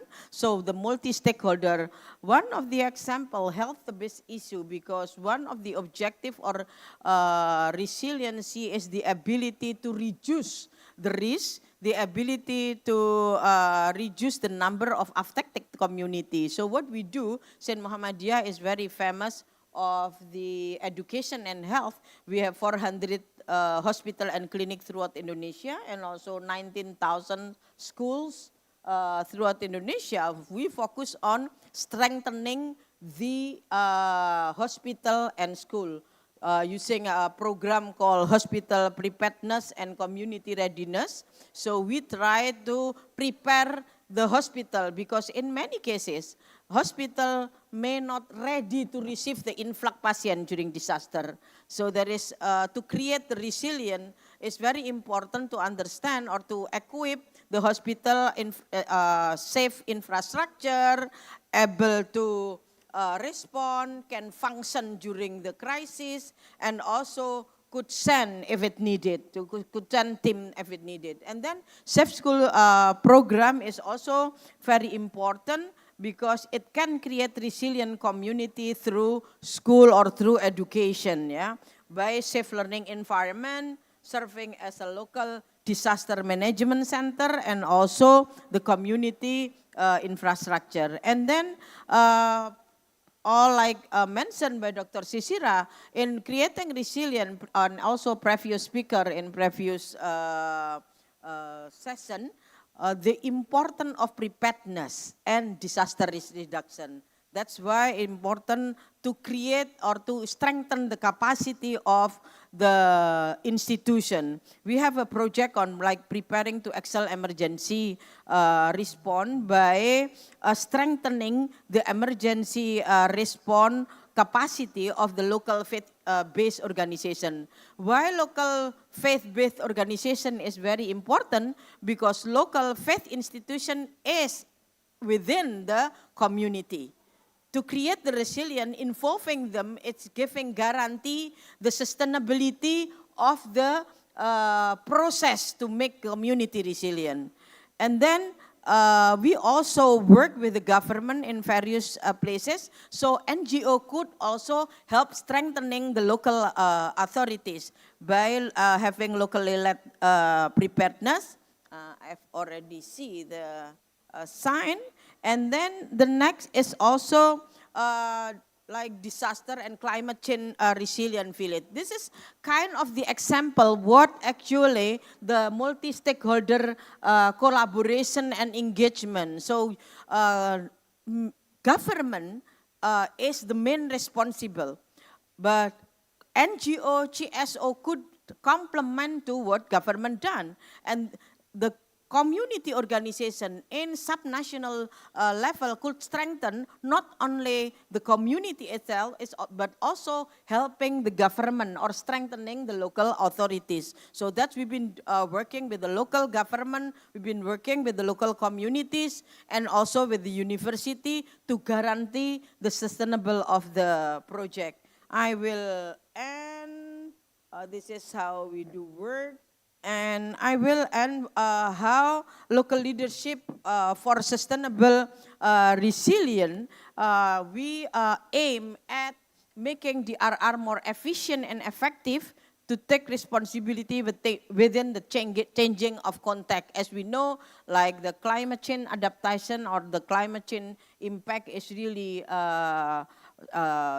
affected right now. So within the changing of context and to motivate others to work toward it independent of one's own role, function, and responsibility. So at the local leadership can drive that because leadership can bring a change at the local level. And then the second, integrating disaster risk, climate adaptation and development could be done at the local level by focusing on how to create the resilience through the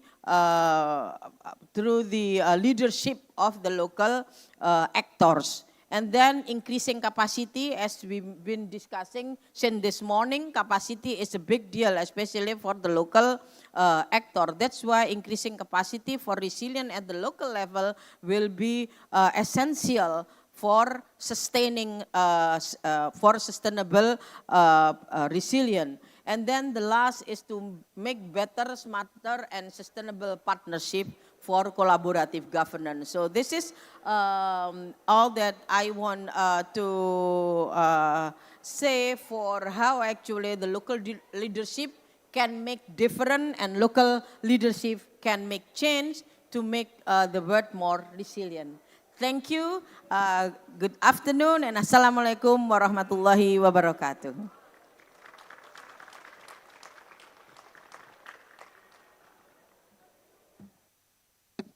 Thank you so much, Dr. Ramati Hussain, for setting the tone for the discussions. With this, I'd like to invite our distinguished panelists representing the government, civil society, and the private sector from different countries in the region. So firstly, I'd like to invite Mr. Suchet So, Project Management Unit Manager, National Committee for Disaster Management, Cambodia. Mr. Suchet So serves as a Project Management Unit Manager at the NCDM, Kingdom of Cambodia. He is armed with Master of Development Management from Northern University. He brings more than 2 decades of progressive responsible experience in disaster risk management and humanitarian coordination and program design. Prior to his appointment in 2019 with NCDM. Mr. So worked as a program policy officer with the United Nations World Food Program and held senior technical roles with various international non-government organizations from 2003 to 2016, focusing on capacity development, performance-based monitoring and evaluations, and multi-stakeholder emergency responses. Sochet, if I may invite you to come and sit on the stage.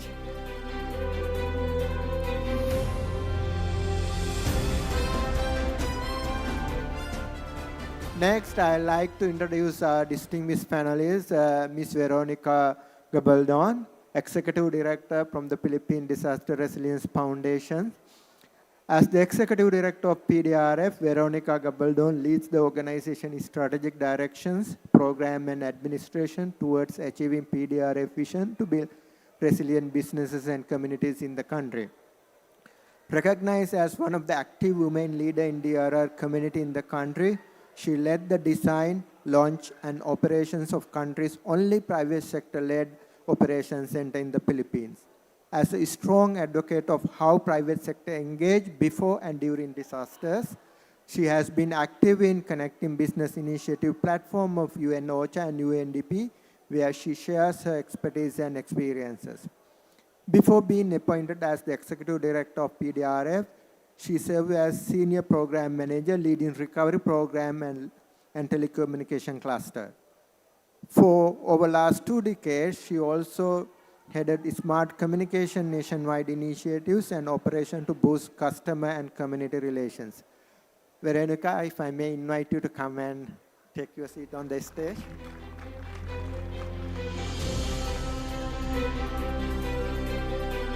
Last but not least, representing the civil society organizations, I'd like to introduce Mr. Nguyen Ten, Executive Director, Capacity Building Initiative, or commonly called as CBI, from Myanmar.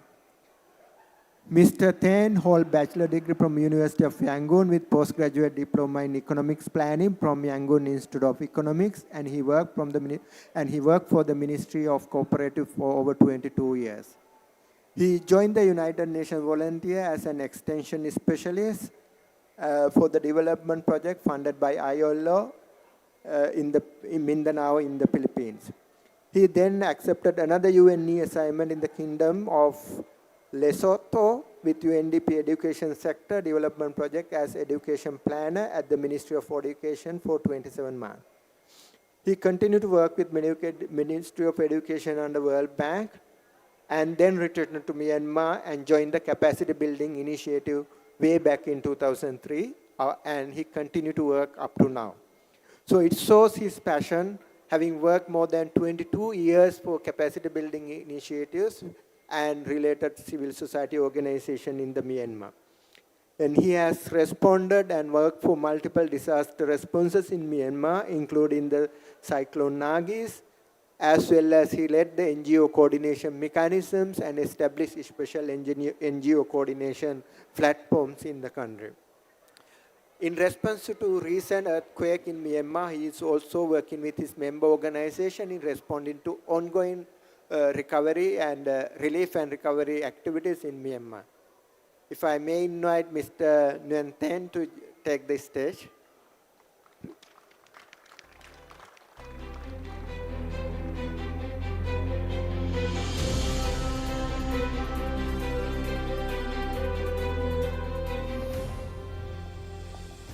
Well, towards latter part of the day, this is very exciting discussions, and you heard a lot from this localization since we start the deliberations today morning.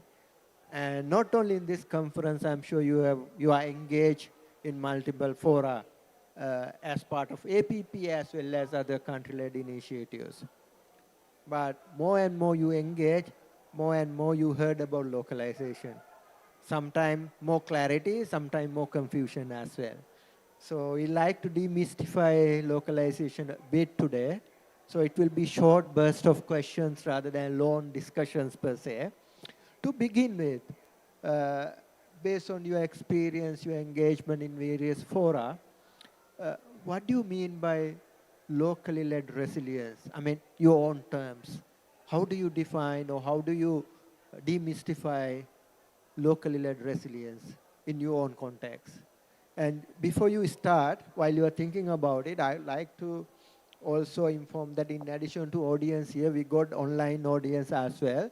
So if any of you have some questions, the online audience as well as colleagues, those who are here, please jot it down. We will have some chance to interact with the panelists as well as pose your question, both offline and online as we proceed. So if I may start with any of the panelists without a particular order, you can just grab your mic and start the discussion. What do you mean by locally led resilience in your context? Okay, ladies first, as they say. Okay, locally led interventions, more and more nowadays, it is important that we look into capacitating our local communities. Why is that so? Because especially in our region, we are the most disaster prone in the world. And building resilience top-down is not anymore an option. Rather, it has to be ground up. Locally led resilience would mean that the communities, the business sector, the government, and the academia must come together to come up with their solutions based on their respective or their very own reality or context. So in the private sector, a lot have changed also. We have been working to reframe our role from CSR going beyond. Okay, what does that mean? CSR would mean doing relief goods and one-time donation. But that will not guarantee meaningful strengthening of resilience. So that was one of the key learnings when we experienced Haiyan in 2013. Now PDRF demonstrates how to become long-term partners at the local level. So from being donors, we are now working on becoming co-creators and co-investors in resilience while aligning with the private sector's contribution to economic stability. So today's reality is that disasters and climate risks are no longer just humanitarian issues. They are now economic risks, they are now supply chain risks and business continuity risks. So that is how climate risk and disasters mean to the private sector, particularly to the business sector. When a flood shuts down a community, it shuts down our workforce, our customers, and our market. So it's imperative for us to be a part of building resilience, more importantly at the local level. So I can give you two examples of what we have done to implement this and operationalize this framework. Number one, in 2016, we were invited to become part of ADPC's platform. We call it the Philippine Preparedness Platform. So together, as co-convener, we worked and we partnered with the government, the civil society, and the academe to work on this platform, institutionalized partnership, work toward disaster preparedness collectively. Another intervention, another part of the work of PDRF is that in 2018, we launched the world's first private sector-led emergency operations center. So it is that facility operates with technology and advanced technology and communications to monitor the climate, the hazards, and provide intervention or provide data to our member companies. And we also augment the resources and assist the government during response. So these are all examples that we have worked on throughout the years to operationalize what it means to build resilience from ground up. Thank you, Veronica, highlighting some of these real examples. Sojit, would like to go next? Thank you so much. This is Jet from Cambodia. Actually, I just want to echo for what Madame has mentioned, but there is only a few words that I always keep in mind when we are talking about the local. It is about the ownership, responsibility, and accountability. And those who have impacted by those actions that they have done together, they have to participate it. They have to trust and have to start from the beginning onward. So then it will be a resilient. I'm not talking about a resilient versus sustain, because nothing is sustained. Nothing is sustained, but how you make it resilient is even better. Thank you. Thank you. So let's move to our colleagues from Myanmar, Nathan. Thank you, and good afternoon, and salam alaikum. Today, from the beginning up to the time that I've been learning from the speeches and the presentations by our colleagues, and what I am thinking about the local resilience, that a country consists of communities like villages, towns and cities. Each has the local people, local community. So that local means that the people in the country, each of us are local. So how the local people are resilient means that it is a kind of evolution from the time immemorial up to now. We are still surviving. That's how we can resilient to the different disasters or just different calamities or whatever issues, problems around us. We try to resist, and we try to become resilient, so that this is a kind of the process of evolution.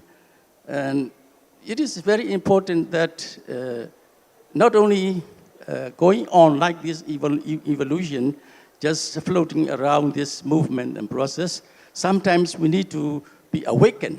And because this morning I was learned that in Bangladesh, only when the 1,100 people were killed, then the people, or the government, they were shocked, and then they were awakened how to prevent and how to protect or something like that. So when the disasters came, we were awakened that we need to be prepared or something like that.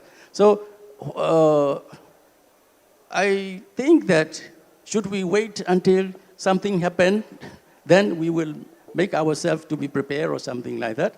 Or should we be proactively focusing for our future and then prepare for any form of changes come to us and we can be resilient? So what I am trying to understand the local leadership as well as the local resilience is that it's a combination of innovative, inventive initiative as well as traditional practicing and traditional leadership. So this is a combination of both traditional practice, traditional culture, traditional system in the communities, as well as thinking of proactively what would happen if something wrong to us. That is the what to me that this is the local leadership as well as local resilience. Thank you. Sure. Thank you. Thank you. So let me go one more round with the panelists, and then I will open for question. This is again a short question. Maybe I'll start with the government this time. Anywhere in the world, whatever country we go, government hold a lot of power in terms of policy making, governance, and institutional system. But other part of the government is making enabling environment for other actors to play a particular role. right? In this particular context, in the locally led resilience context, how government can make enabling environment, what are the enabling conditions which you can facilitate for other actors like private sector, civil society, international organization to play a more productive and meaningful complementary role to the work that government does. Over to you, Sujit. Thank you, Dr. Sisara. I think this is a very good question, and as well as it reflects to the current practice that we have made in our Cambodian context. When we're talking about the government, we're talking of multi-agendas. A lot of agenda is really there. And when we're talking enabling environment, we're talking about authority and our mandatory. That must be evolved with that. And also like empower local actors. We will hearing about the word rights of doing things. Right? So everything is like, I think like government is control everything, and also government can make environment. There in our context, because of National Committee Disaster Management is the coordination agent, coordination ministry, and then we are the one who facilitate to create a central hub for bringing in together a private sector and as well as the civil society organization to come together. They cannot make it by its own. They can, but it's still like missing out if there is not participated or facilitated, coordinated, and lead sometime by the government itself. We tried this in Cambodian context. We have created the platform we call Preparedness Partnership for Cambodia, with the support from ADPC in the technical and as well as resources from our donor Bill Belinda Gates sometime years ago. And now we are come up together to start with. The first is how we are created the knowledge within those entities. It's not just only the civil society or business actor or private sector that they are working in the disaster risk or management or climate change. But we are trying to let them understand that disaster is disrupt them everything. The development is also need to understand about it. And then when they understand about it, they will know or they will devote their time, their resources to participate. At first, always we communicate with the private sector about their contribution. That it should not be the right way. But we encourage their participation that can protect their investment, that can protect their business. That is should be the good way, right? Because like the first start, you know, the business, the private sector talking about the benefit. Right? The benefit, which the first thinking about the money. But the another big benefit is about the protect the business. So if they are participate, they have knowledge, they have engaged, they will for sure, their business will be protected, the impact will be reduced, the business will be also a part of anticipated our risk as well as the emergency response. So this is the way that we create an environment for them. And the second thing for the private sector, we are not excluded the different kind of the development to be a part of our disaster risk management, because we know that disaster is affect everything. And then from that, we are gathering all the interested participants to be a part of our side, a part of the government, together to minimize their development loss, to minimize the risk, and also to enabling environment for them to grab the opportunity for the resources, as well as the opportunity to participate with the government to success the government development plan. So engaging them, building them a trust, it is the first rule that we are put into consideration. And the last thing is we support them and we standing. We support and we standing with them. This is really building a strong, what we call confidence for them, right? Because their resource is not really long; they will end in a very short period of time, but the government, we never end our program. When they are engaged, they are participate when they have the resource, they also can continue to participate and engage whether their resource is even not available within their organization or within their institution. So this is what we are trying to do, and this is how we are created environment for everyone to participate in disaster risk reduction in Cambodia. Sure. Thank you. Thank you, Sujit. I think you highlighted the importance of bringing multi-stakeholders, making whole of society approach, making sure that it is inclusive when we look at the sectors, making sure that no particular sector is left behind in these resilience development processes. Now, same issue, but a different coin, I would say. Let me look at Nuathen this time. Now, Suchis talk about different sectors, making sure that no sector is left behind.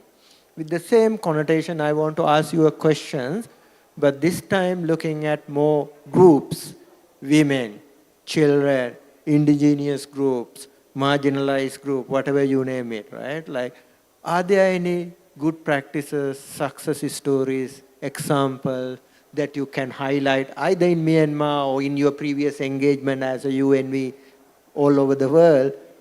Are there any example of demonstrating that how we should emphasize, engage, bring their voices into this resilience development processes, specifically marginalized group like women, children, people with different abilities, indigenous group? Over to you, sir.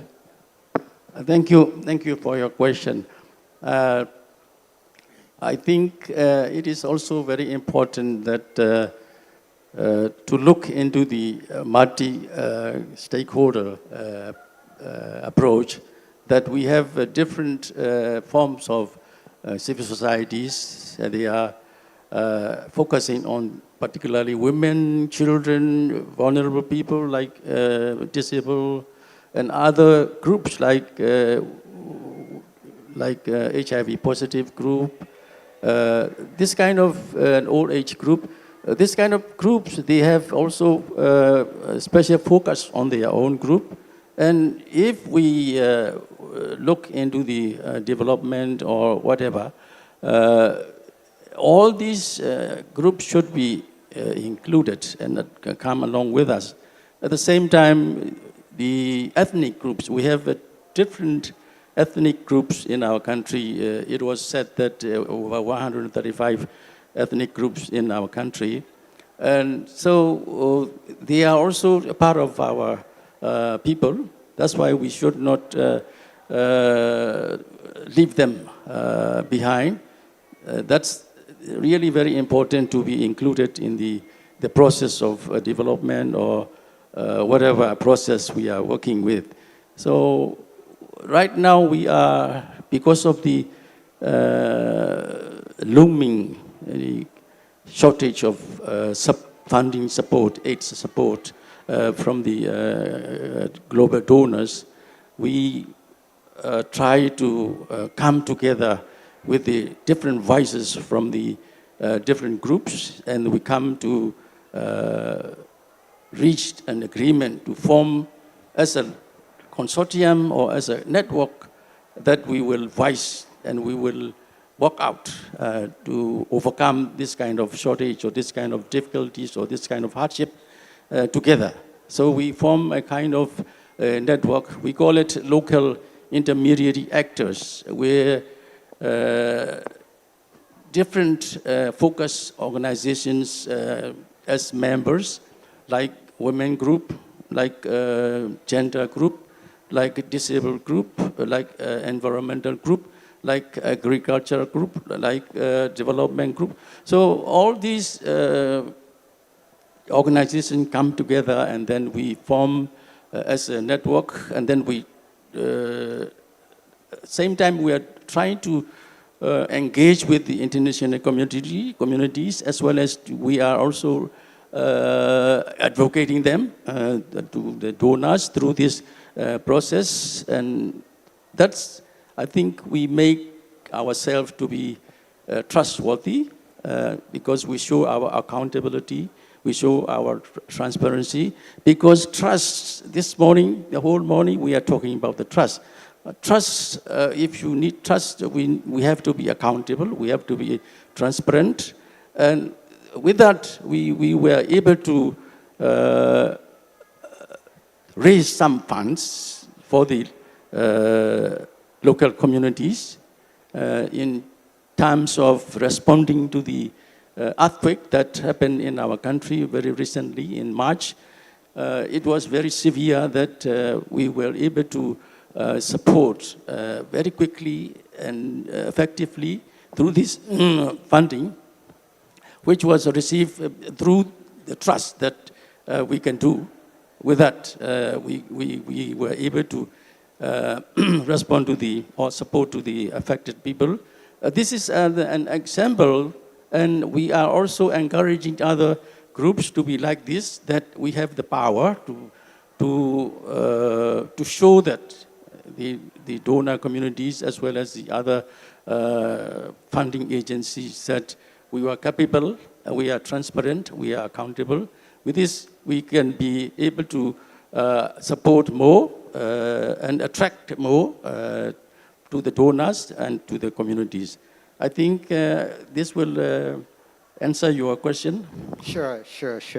Thank you so much. So let me look at Veronica. The private sector is known for innovations, right? Innovation in technology, innovation in service delivery, innovations in resilience. So are there any example, good practices that you like to highlight, going beyond CSR, right? Like, how, it can be real example that you have seen, or you can also suggest areas where private sector can be more innovative in advancing resilience agenda. Thank you, Sisira. When communities are resilient, businesses are resilient also.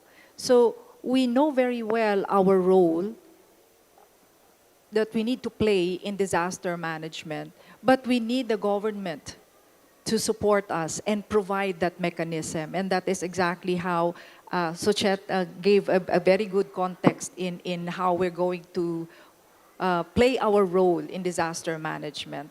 So the DRRM law in the country, in the Philippines, also provide this mechanism for a multi-stakeholder or whole of society approach, and that's in our law.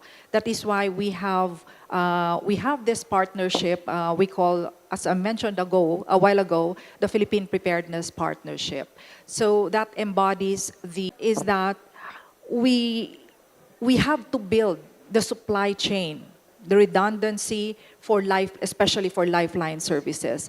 And the supply chain redundancy is not only just at the national level or for the big corporations, but also at the local levels. So we need to emphasize and strengthen the local supply chain.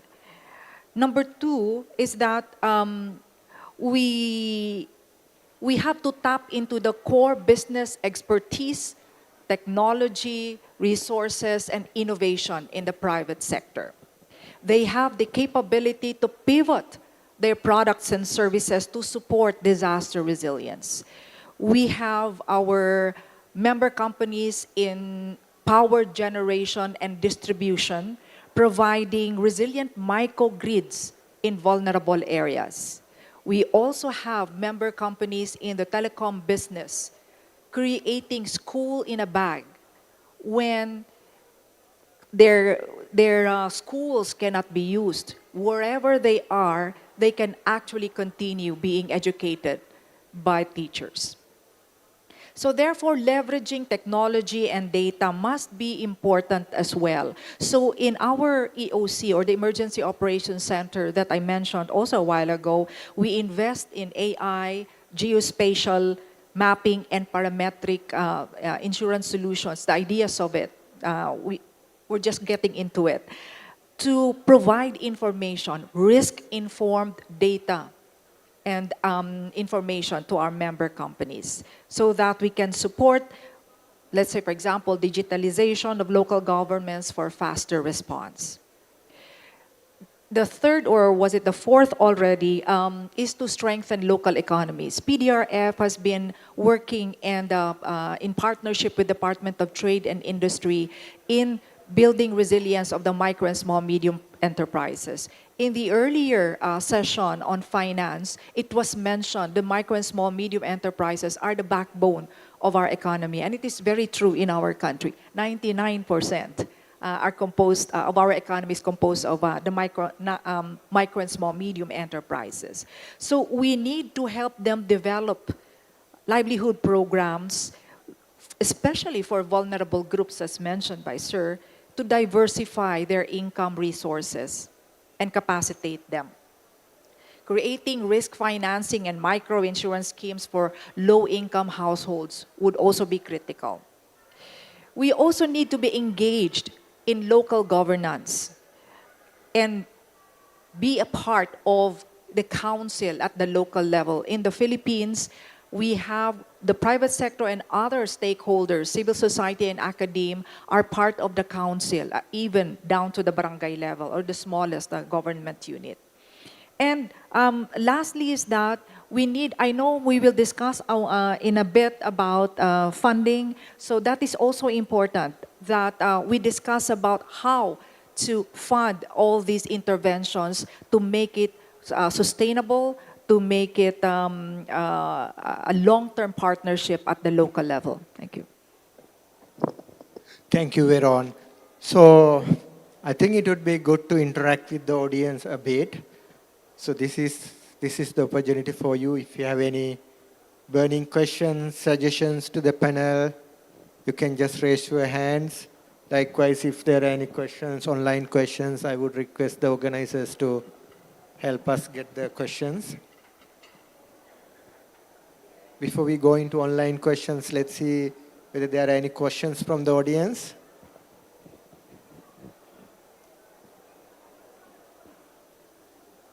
Look like no.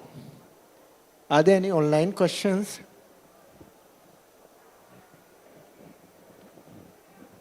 Okay. There is a question which is in Indonesian. Would anyone of our Indonesia colleagues help us translate the questions?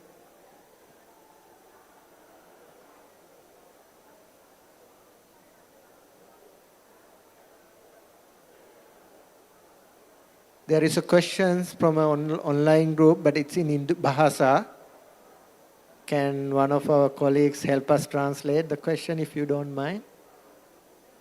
Yeah. Okay, so the question is actually how to measure the effectiveness of the local leadership in developing the resilience at the community and regional level. Okay. So anyone of you like to chip in? Yeah. Thank you for the question from Prama. Yeah. It's difficult to say for now for how to sustain it. But what we are trying to do is how we are create the ownership of themselves with the confidence of what they have done to protect their life, their livelihood, and as well as their community. So we are not claiming for, let's say, until this level that we claiming that you are sustained, because you see the world has changed, everything has changed from time to time. So we are trying to ensure that they will be follow the change with their effort, the joining effort from a different angle, include the government, include themselves as the community, as well as the local authority, the private sector, and as well as the development partner that's around it. So that's what we are trying to do. So thank you for the question, and hopefully that will be contributed. Thank you. Are there any other online questions or offline questions? If you have question in Bahasa, you may ask. We will ask one of our colleagues to translate.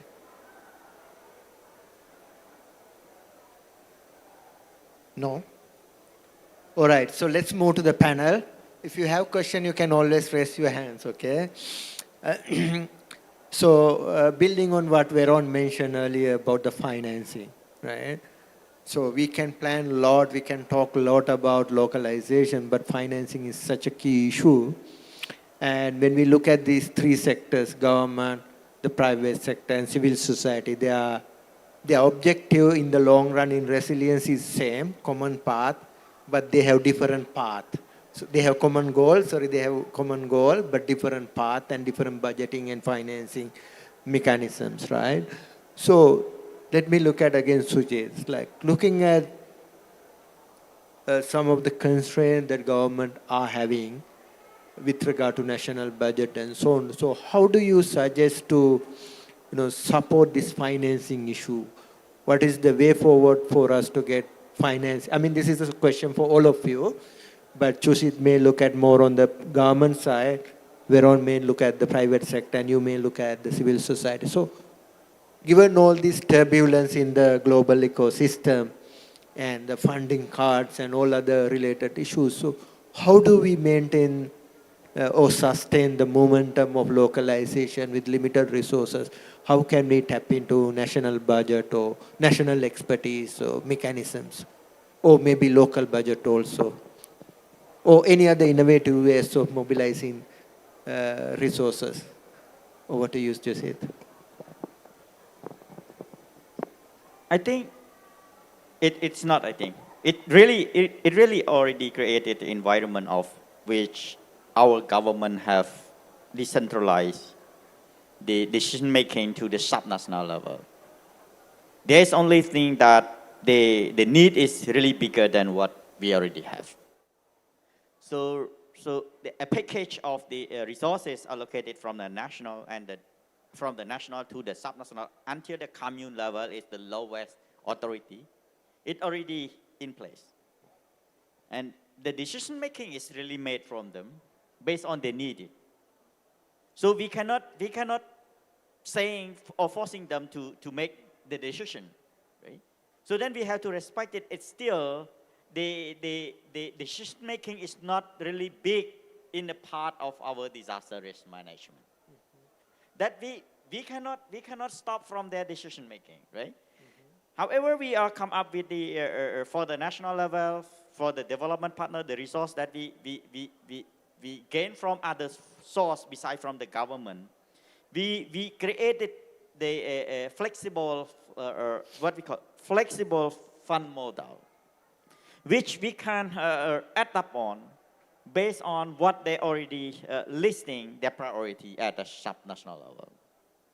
And as well, the technical assistance program is also something that we are made up on to support for this local community as well as local government, so that they can perform their duty as well as they can perform the success of their strategy or the plan that they put in their priority. There, we already said we created environment, we give them a right, we give them a package, but the package that they may have, they need to make its own priority. So this is the environment that we already create for them. Hopefully that when we have enough resources, so then they can prioritize everything they want. Thank you. Thank you, Sujit. Veron, if you address the issue from your context. Yes. So funding is oftentimes cited as a major challenge to sustain efforts. And I think one of the effective way, or at least creative way of unlocking funding, especially local funding, is to institutionalize the partnership. Because when you institutionalize the partnership and you align it with the respective organizations' strategic objectives, you are able to embed the framework to our regular program. So let me explain that further.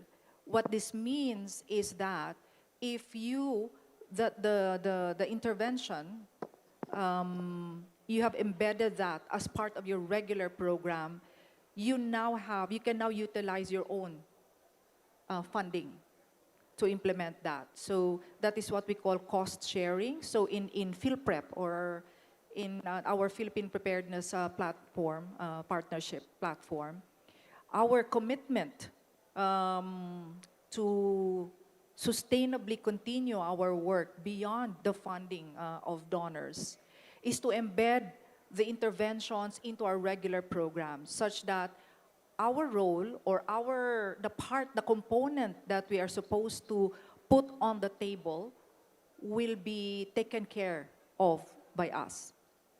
The civil society component will be taken care of by our partner, Center for Disaster Preparedness.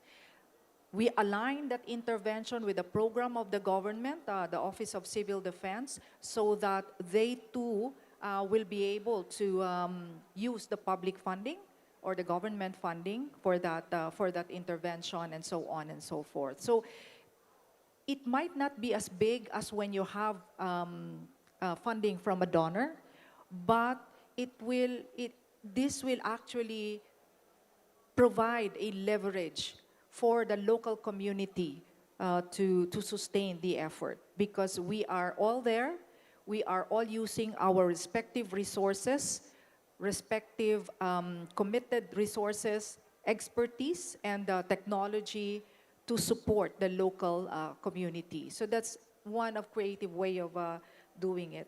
Another is that we have to design our interventions with the impact at the core of the design of the program. Why is that so? Because when you achieve that desired outcome, when you have evidence of the impact of your program, it's easily marketable. And you can attract funding, you can attract donors so that you can scale it up, and it is also replicable. And another creative way of attracting funding is that through this kind of platform. So donors can also think of not just funding programs, but also coming up with this kind of platform where we can talk about our interventions, we can talk about our programs, so that others can learn, and donors would be interested to fund. No? So we have to be creative at this point, and a big portion of that is that we embed it in our program, number one. Number two, we put in resources, we commit resources according to our competencies that we put on the table. And then number three, we tell our story. We share the best practices, and we learn also from the others how they're able to do that. Thank you. Sure. Anything, if you can get a couple of minutes, and maybe from the civil society perspective, what does it mean to you with regard to financing? If you can be a little bit short, considering the time also. Yes, thank you. I think the funding we are thinking about is that one is from the government, the one is from the external donors, and one is the self-created funding. No? So from the government, we cannot expect too much because they have a lot of things to do. And then from the private sector, we are also thinking about how we can advocate the private sector to set aside a certain portion or certain percentage of their CSR, because the big companies, they have CSR portions, and then if they can set aside, and then this is to be allocated to the civil society sector, that would be also a great opportunity for us. And another one is that we are now planning is that country-based pool fund by the local-led pool fund. So local people, we will try to raise funds, and then this will be a kind of pool as a fund. Then we will allocate to the, I think one of the question is that how can you prioritize these sectors? Then it will also, we have to discuss and make decision on which sectors we have to be give priority. So the three things that we are now trying to think of, and then one is also already we are started implementing. And thank you for that. Sure. So I'm not going to summarize what you all discussed because it will be a repetition, but a lot of insights into this particular session. But we got another 2 minutes to conclude by 4. So we talk about transformation. Now, if you are to select one word to make this transformation happen, not two words, not two sentences, maybe you can select some action verb as local actors. What is that one word as a panelist that you want to conclude as a commitment to take localization forward? Pooled resilience funds, probably. Okay, Pool Resilience Fund. Thank you so much. Joseph. Commitment. Commitment. Ladies and gentlemen, we all committed to finish on time as well as committed to take localization agenda forward. With this, I'd like to conclude this session. I'd like to give a big round of applause to our panelists, as well as I'd like to invite our keynote speaker to come to the stage to take a nice photograph with the panelists in the last 30 seconds. Thank you. Thank you, everyone. Let's have a round of applause for this panel discussion led by Dr. Cicera, Mr. Suchet So from Cambodia, Mr. Veronica Gabaldon from the Philippines, and Mr. Nguyen Thanh from Myanmar. Of course, with our keynote address, Ama Ibu Ramawati, Dr. Ramawati.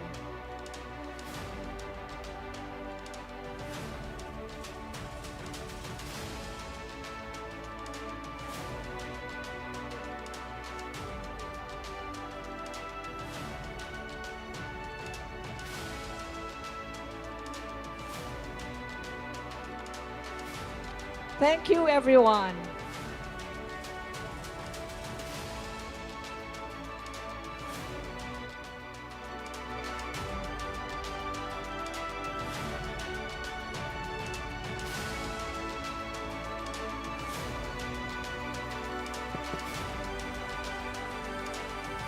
Thank you very much for the moderator, keynote speaker, and panel speakers for the third panel sessions today.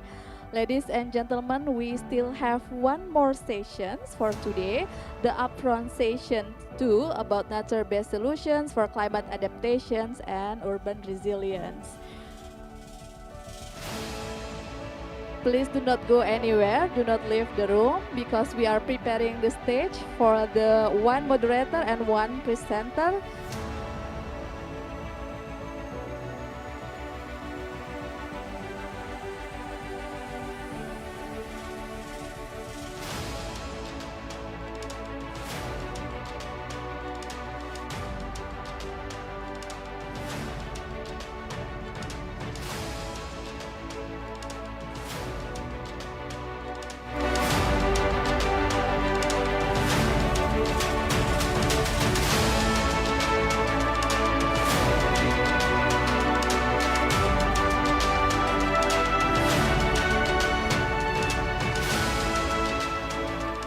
Well, as the last sessions of our today's event, allow me to introduce you our moderator for the upfront sessions number 2, Mr. Yus Rusila Nur, Head of Office and Director of Yayasan Lahan Basah or Wetlands International Indonesia. With over 35 years of experience in wetlands conservation, he began his career in 1987, focusing on migratory waterbirds and later expanded into peatlands and mangroves management. He led one of Indonesia's first international peatland projects in 2001, which became a milestone in bringing peatlands into global climate change negotiations. Beyond biodiversity and policy work, he has led numerous community-based projects, worked across 5 continents, and continues to serve as Indonesia's Ramsar CPA NGO focal point, advisor to the Ramsar Regional Center East Asia, and member of the National Geographic Explorer Expert Panel. Please welcome Mr. Yus Rusila Nur.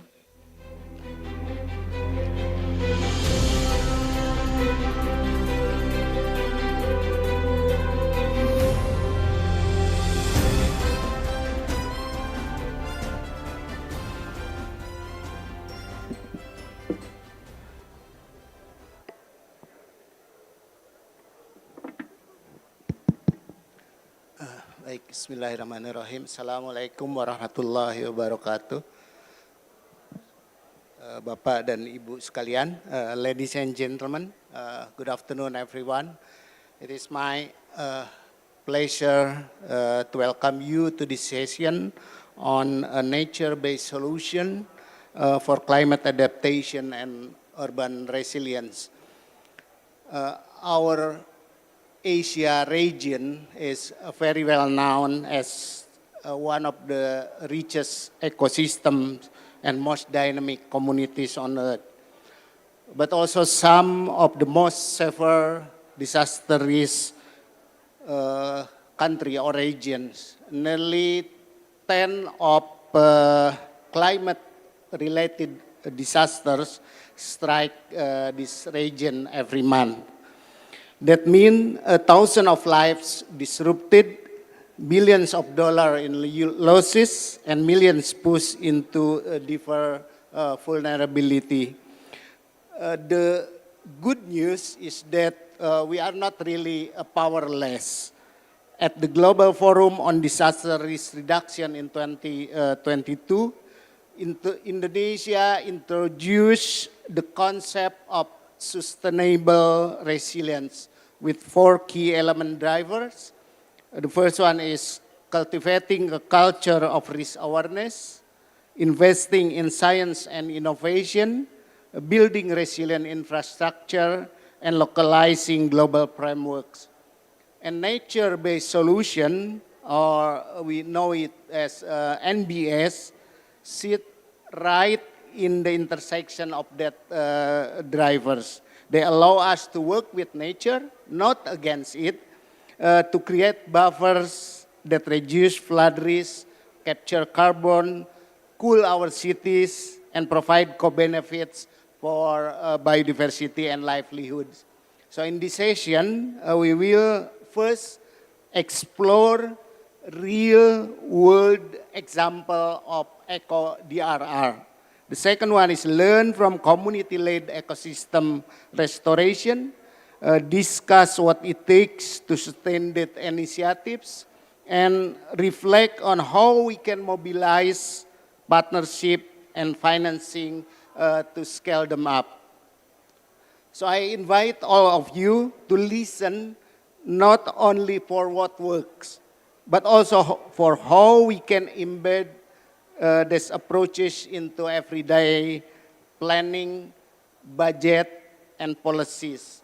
So the resilience is not something, an afterthought, but with the default way that we build our city and landscape.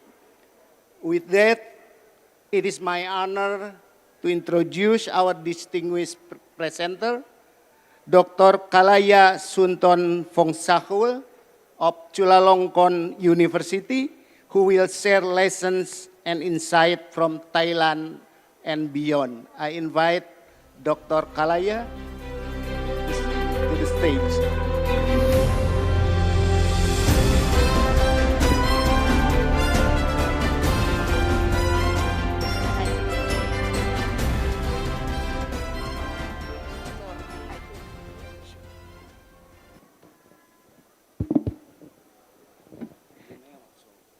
Over there, and this is the change. So this is the change.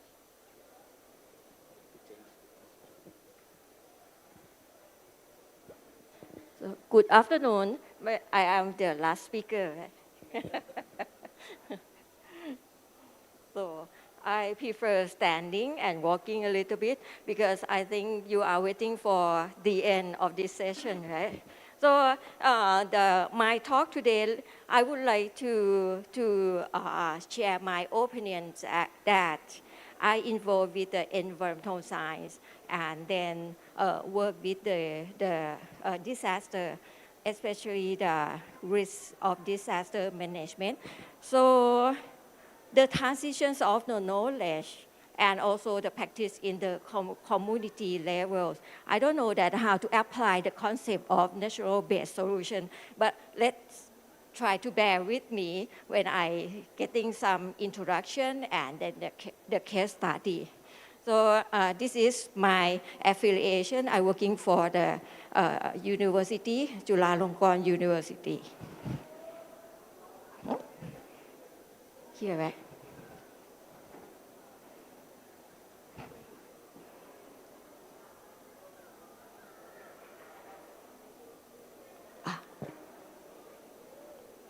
So the point that I would like to share is about the movement on the biodiversity that gives some ecosystem services to the local community or even like in the regional part. So it depends on the perception of the people involved. But for my case, I would like to show you that for the community resilience, so what we try to do, and in the case in Thailand, we have floods, heat, or drought, but the silence killer is normally drought and heat. But and it's become very much interesting nowadays. And so the target of the biodiversity, you can see that number 8 or number 11 involved with the functions of the biodiversity. It seems like the term of biodiversity, how it's transitioned to the local livelihoods or well-being, and the process of transforming from the terminology of ecology into the community activity. It seems like far away from each other, but let me show you the transition of the key terms and become like local practice. So from here, if you look at the climate resilience, and we often talk about build back better. And when you look at the environmental resource or natural resource, how to build back better, because it's damaged. And also, for example, the landslides, we often get the muds and then the soil change. And if the local people want some food to eat, like in Myanmar, so how they get the clean food and be safe from the disease that occur after the disaster. So the first preparedness is more important for the developing country because it's the cheapest one. I mean, like if we invest in something, respond to the disaster damage immediately, so we need big money. But if we prepare it, we need small money, but we keep continuity for the sustainable development. So planning is really important. So right now in Thailand, we have the public transport planning, or we have the services regarding on the climate change, or this one is just new one, the ecological spatial planning. We more concerned about the functions of the ecosystem, which is so in detail. And when we look at how to use the functions of this ecosystem, which is various, depend on topography, the use of the services, for example. So there will be big parts of the solution development. For example, first of all, we need to set the aim and what are the limitations. So this one to show you that there are some actions regarding on the biodiversity that added in the policy, and also it mentions in the legislation process. But if not, we don't have the chance to get the money from the government, right? And also the natural-based solution, how we divide it and add it into the policy and legislation process. And another thing that I work on the ecosystem services for a long time, as you also involved with the ecosystem services. And what kind of ecosystem service that we want to recover at different stage of the resilience. So once we lost it, for example, we lost the forest, and then we lost the water from the catchment. And then how to get the water back, maybe years, but the funds maybe look at the short years, 3 years or 5 years. But to get the water back from the watershed function, so it takes 10 years, 15 years. So this is another challenge that when look at the government governance, funding, financing, or the leadership for the community resilience take longer than that we have the plan, right? And so I would like to encourage the people move on this. So we are having the major component for the best practice as well when we have a lot of challenge. So why not focus on only like the best practice and we have our happiness working together. So under the policy law and regulations, we can have the existing materials that we have, soft material or the physical support that we have. And then form nothing on ground, so we can form the institutional arrangement by the existing circumstance and apply the networking from our resilience like we have now. We call it TNDR, is a network, Thai network for disaster resilience that volunteered by the university experts, right? Working from our own in-kind and then consider the capacity of the ecosystem services in local context. And when I try to arrange it into the structure of the natural-based solution, so you can see that there are parts, the policy part, the middle part is the functions of the government, right? And the other part, maybe you can move on that, especially from the last part, the good health and well-being. So local people have to make their own judgment. What are good for them? What is the livable city? And what are the management that appropriate for them, especially when we do the site characterization. So what are indicators that really reflect their well-being? So I have this one. Normally, I told the students, my student or any, during my talk that only one part that I believe that we can get it better and better is the functions of the primary producer, which is like tree or green area. So it's the energy that it's free energy from the sun and then turned into the biomass, our food. And so from the hydrological impact that in Thailand usually have the case, so we change it to this. We change it to this part at the middle part, and when we want to reduce the heat island, or we want to have the floods effect to control or to reduce the impact from the floods, like we just have last week.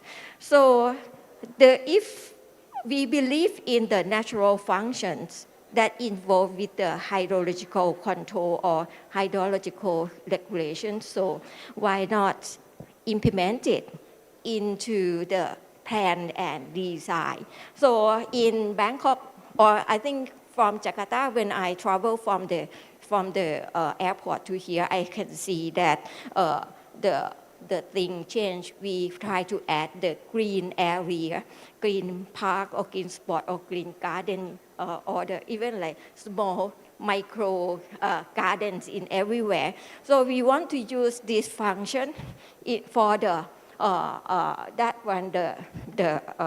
control or eliminate the impact based on the hydrological model. The functions of the model have the functions of the water availability in different forms, water, the storm water, surface water, or moisture content in the air, make us feel comfortable or even like provide us the food for the city. But the problem is that when I mentioned about the ecosystem and the biodiversity inside the ecosystem, how we recover is back, or some place they have some functions and we want to restore more function. So how to communicate to the banker, to the donor, and to the business part, because normally the environmental practice is believed as a cost for, or the burden for the investment. So I give you example, how many people understand about ecosystem, right? When we want the ecosystem back, so it means like who request for the fund and what authority they want to have. So this will be the characteristic on site, right?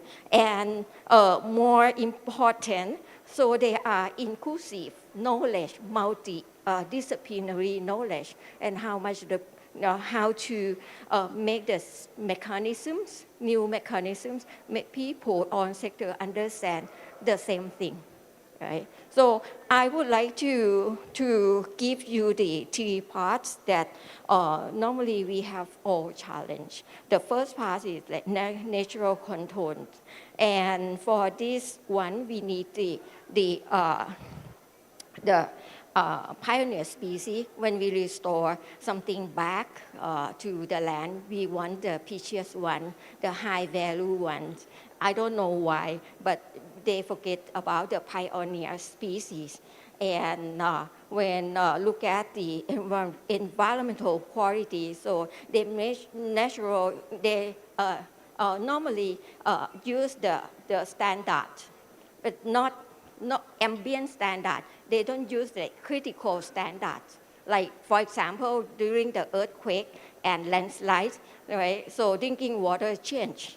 And then they use the drinking standard for the health, like very clean one. So it's not possible to have that one, but how to make it safe at that short moment. So this is, and then to get the effect on the city activity, so we have the negative and the positive. For example, we have the case at Bang Krachao as a green lung for Bangkok. It's actually by the geography is at the middle of Bangkok, but governed by the different governor. So people there said they have the right to develop their land. They don't want to be green forever. But only opposite sides of the Chao Phraya River is the industrial area and is the high value land price for Bangkok. So, but the green lung of the Bang Krachao sub-district provide air quality, biodiversity, and also regulate the water and air pollution for them. So how is make it like balance, right? So then there are key aspects for the natural-based solution in a very broad key aspects. So I would like to start with the indication of the natural process. When I mentioned about the natural process, it's far, very far, because one species, one plot for the urban forest restoration, so it takes at least 10 years or 15 years. But for the fund, maybe like BMA, Bangkok government wants 1 year as an output and outcome, even worse like outcome. And when the seedling grow only 1 year, it's just like this small and don't have any function, but cause some burden, like some are there die or some like grow not well. So the replace of new seedling also in charge. So, but this is called failed project, right? So, but this happened when we want the ecosystem develop, so it take longer time. Maybe when we plant the tree, next generation will get the benefit from the tree we planted.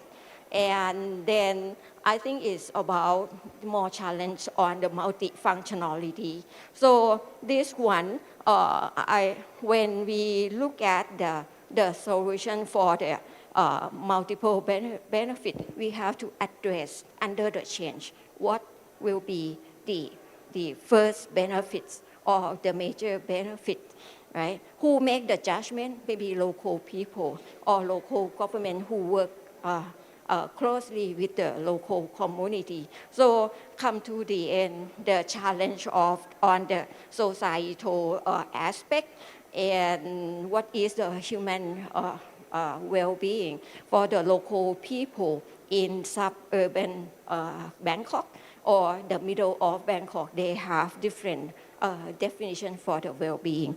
Let me share with the case study.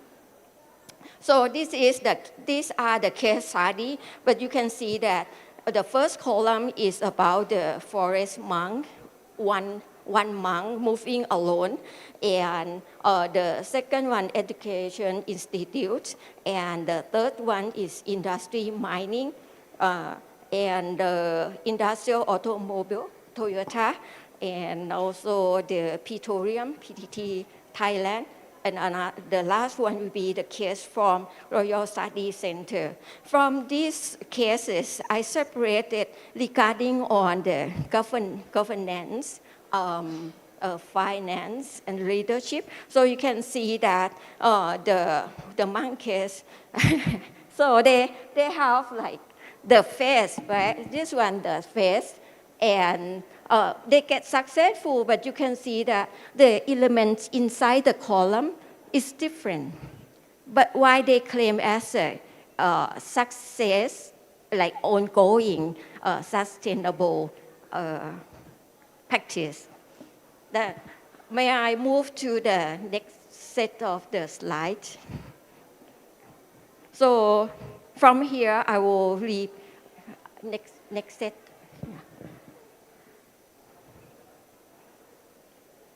There will be details about this study, and they just only, I want you to know that when we have the big words, big terminology for policy, the plan, and then the practice program, but when implemented on site, there will be another group of people need to work on how to structure the mechanism that happen and then respond back into the projects of the government, the plan, and the policy again. So from deductive information to the practice and details of the practice should be modeled and then to get the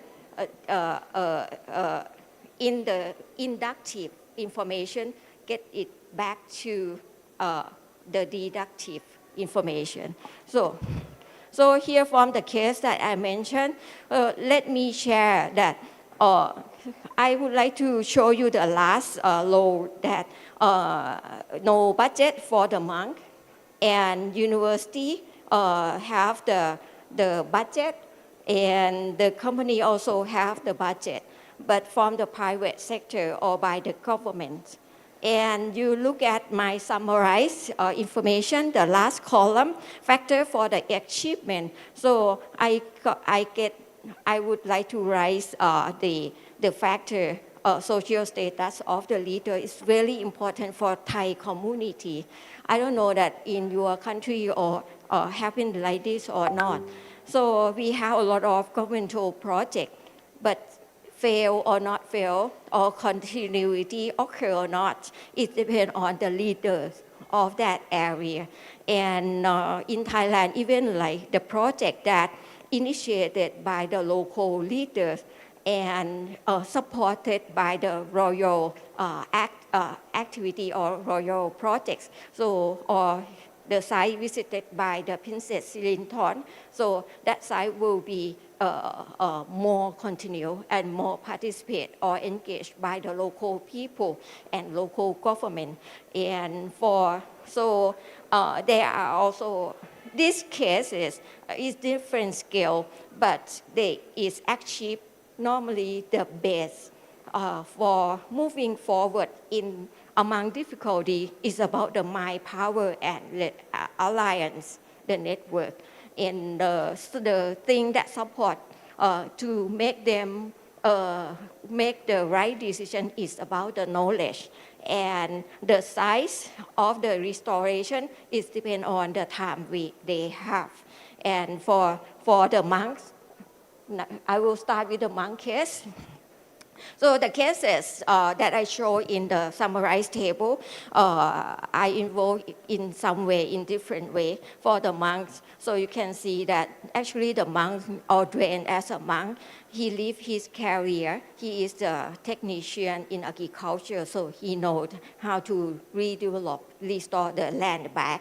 And he also have the network with this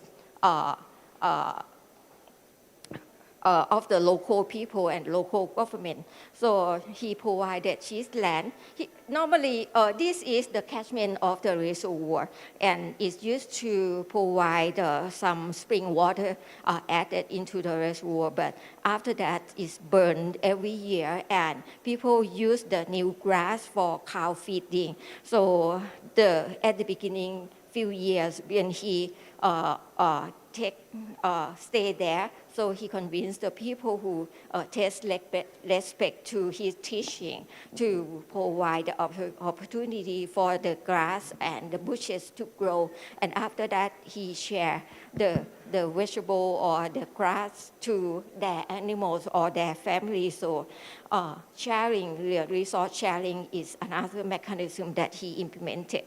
And also he has the research work associated with the government, local governments. Finally, after 10 years, he got the spring water back. And this is quite impressive. And after that, local people and local government formed the day that they can replant restore the forest back. But they use the religious day as they congregate together to do something good back to the society. So finally, it's come out like that one. When the land has no burning and people replant more plant species. So how to get the seedling? Local people bring their own tree to the site. So that's why no budget, but they also provide more budget to the temple. You have 3 more minutes, okay. Doctor. And then this is the sediment, toxic sediment from zinc mining, and what are the challenge.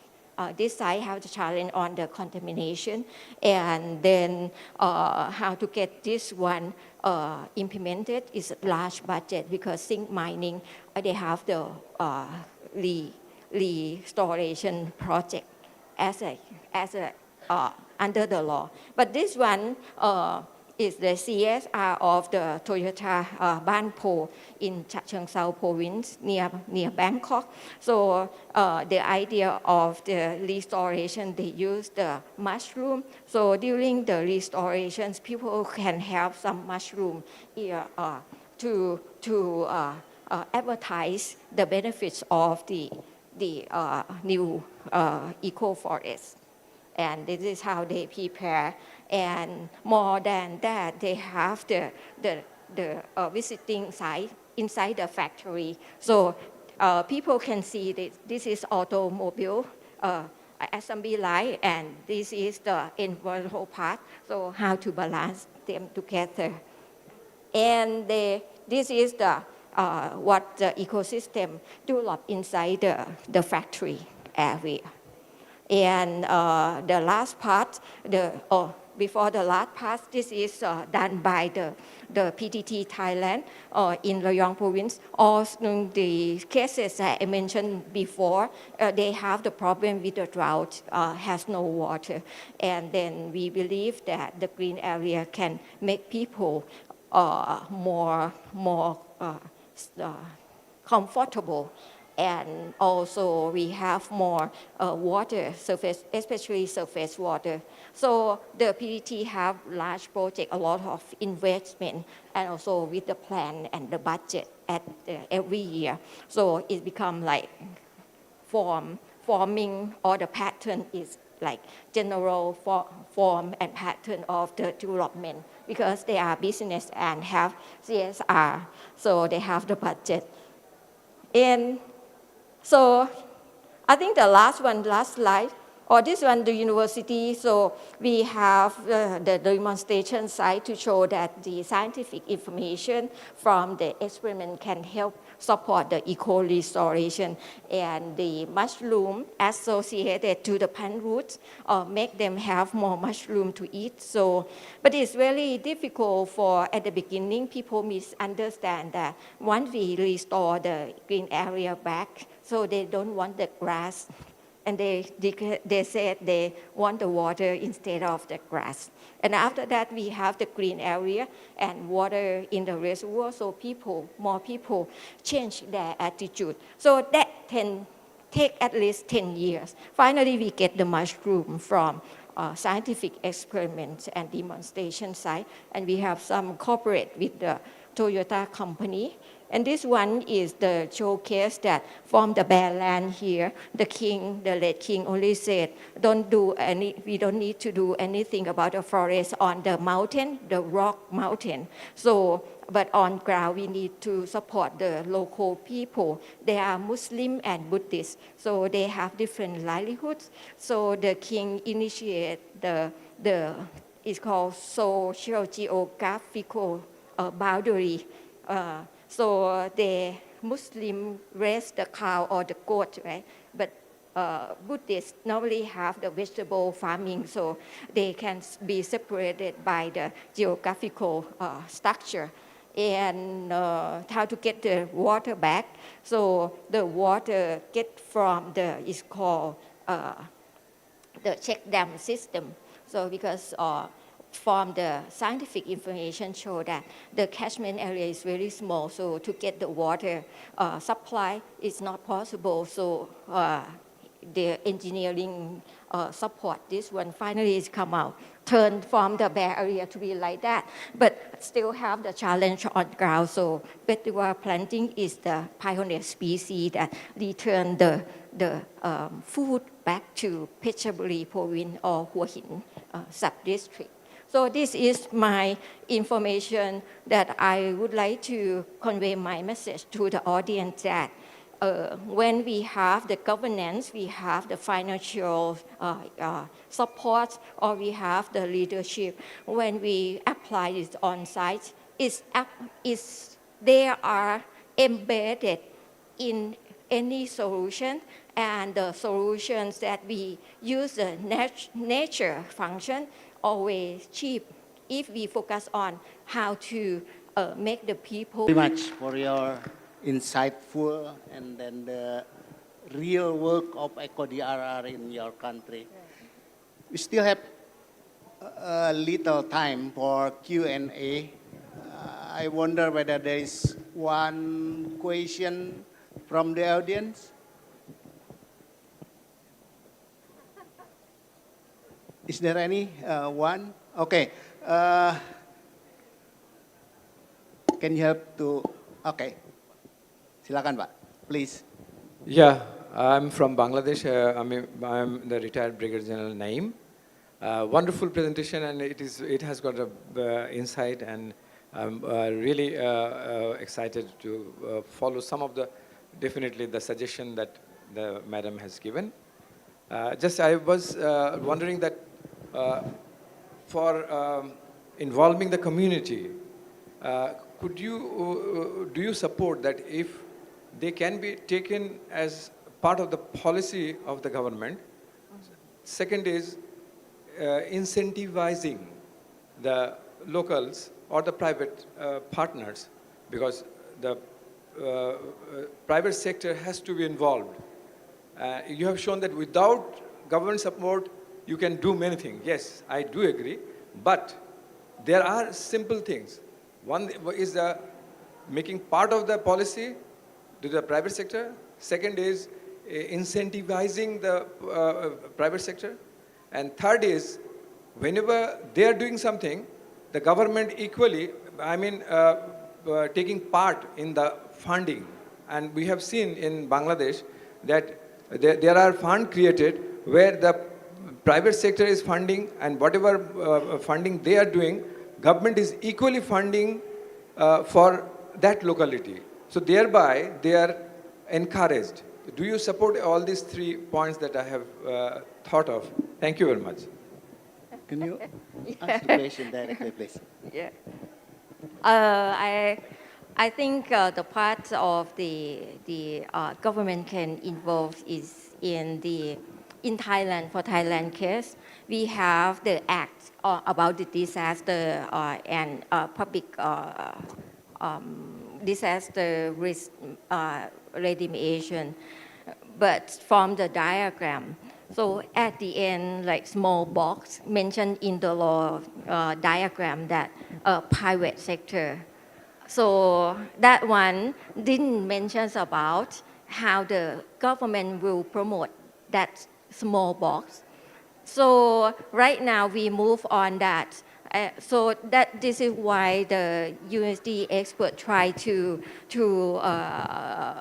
group together, and then we try to voice back to the policy making people that now it's time that we should provide the national policy, or even like in the constitution, that for the equity, so it should include the vulnerable people who suffer from the disaster, not like physical body, right? So this is another challenge for us, that when we focus on the environmental scientists work on this, or if we work on the public health, the doctor or the nurse work on it, they never integrate them together as one thing. Yeah. Maybe not complete to your question. What about financing? I think you mentioned something about financing for local community, either from government or from private sector. Do you have any comment on that? For the case that I involve, the money from the local people at the beginning, but they use their belief and trust in the monk, or in other cases like mangrove area, local people said they are insane to have the mangrove tree back like 30 years ago. And he keep doing that. So the monk also keep his belief doing that. But the monk was lucky that because he is a monk respected by the people, some people believe in him and follow, and finally get the bigger scale. And local government give him the authority, right? Give him the power by supporting what he wants. And then when he was well known about on this development, so private sector with the fund also came and then provide CSR activity. So cooperate together, yeah. But for the community, the mangrove, so they have to fight. And finally, the governor of the province see this is very important. He was lucky, so the governor support him in many ways. And when it become successful case, they get the seafood back to the shore. So at that time, the Princess Sirinthorn visit the site. So, and after that, thing changed. He got support from the government. So there are mechanisms on the way from the difficult one, fair one, and then better one. So, and it's also categorized in different challenges. So I think this is interesting question and answer. But on the other hand, I got a mandate from the panitia to keep the time as planned. So I encourage you to come and see Dr. Kalaya and ask any question outside of this presentation. But I think before we close, may I also allow me to offer a brief synthesis of you have been presented this afternoon. And then first, I think we have been reminded by you that the nature-based solution work best when they are locally owned. Yes. When communities are engaged from the beginning, restoration is not just a project. Yes. It becomes part of their identity and daily life. And the second one, you mentioned also about, we saw that partnership is a matter. Right, right. Yeah, governments, academia, civil society, and the private sector each have role, from creating enabling policies to bringing technical expertise and mobilizing resources. Right. And the third one, the last one, is that we heard that financing must be innovative and blended. To move NBS from pilots to scales, then we need an investment mechanism that value long-term benefit, not just short-term cost saving. There's three messages point us toward, I think, one simple truth, that working with nature, which is nature-based solution, is not an optional extra. So it is a foundation for survival, prosperity, and for dignity of the face of climate change. As we close, I invite you to carry forward a simple question. How can we integrate nature into every decision we make about risk and resilience, from city planning to community action? Thank you very much for your very innovative, very inspired talk, and also for the attention question from the visitor here. And then with that, I close this session and I hand it back the floor to the Master of Ceremony. Thank you, and big applause for Dr. Kalaya. Thank you very much, Pak Yus and Dr. Kalaya. Please stand up on the center of the stage. We will take a picture of both of you.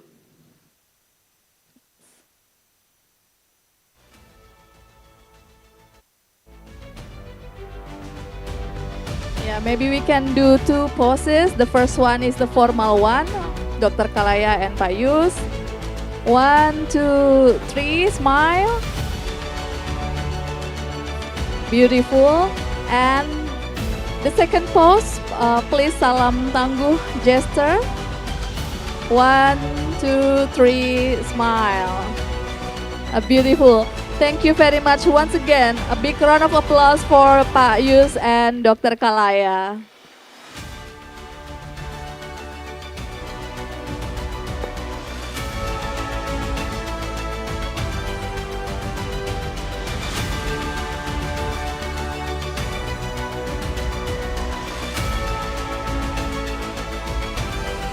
It is very interesting to hear about what happens in other country, in our neighboring country, Thailand, about the lessons learned, their best practices on the NBS as a solution for disaster risk reductions. As of now, we are heading to the end of our sessions, and we will be hearing the synthesis and also closing remarks from our Deputy Minister of System and Strategy from the National Disaster Management Authority of Indonesia. Please welcome Dr. Raditya Jati.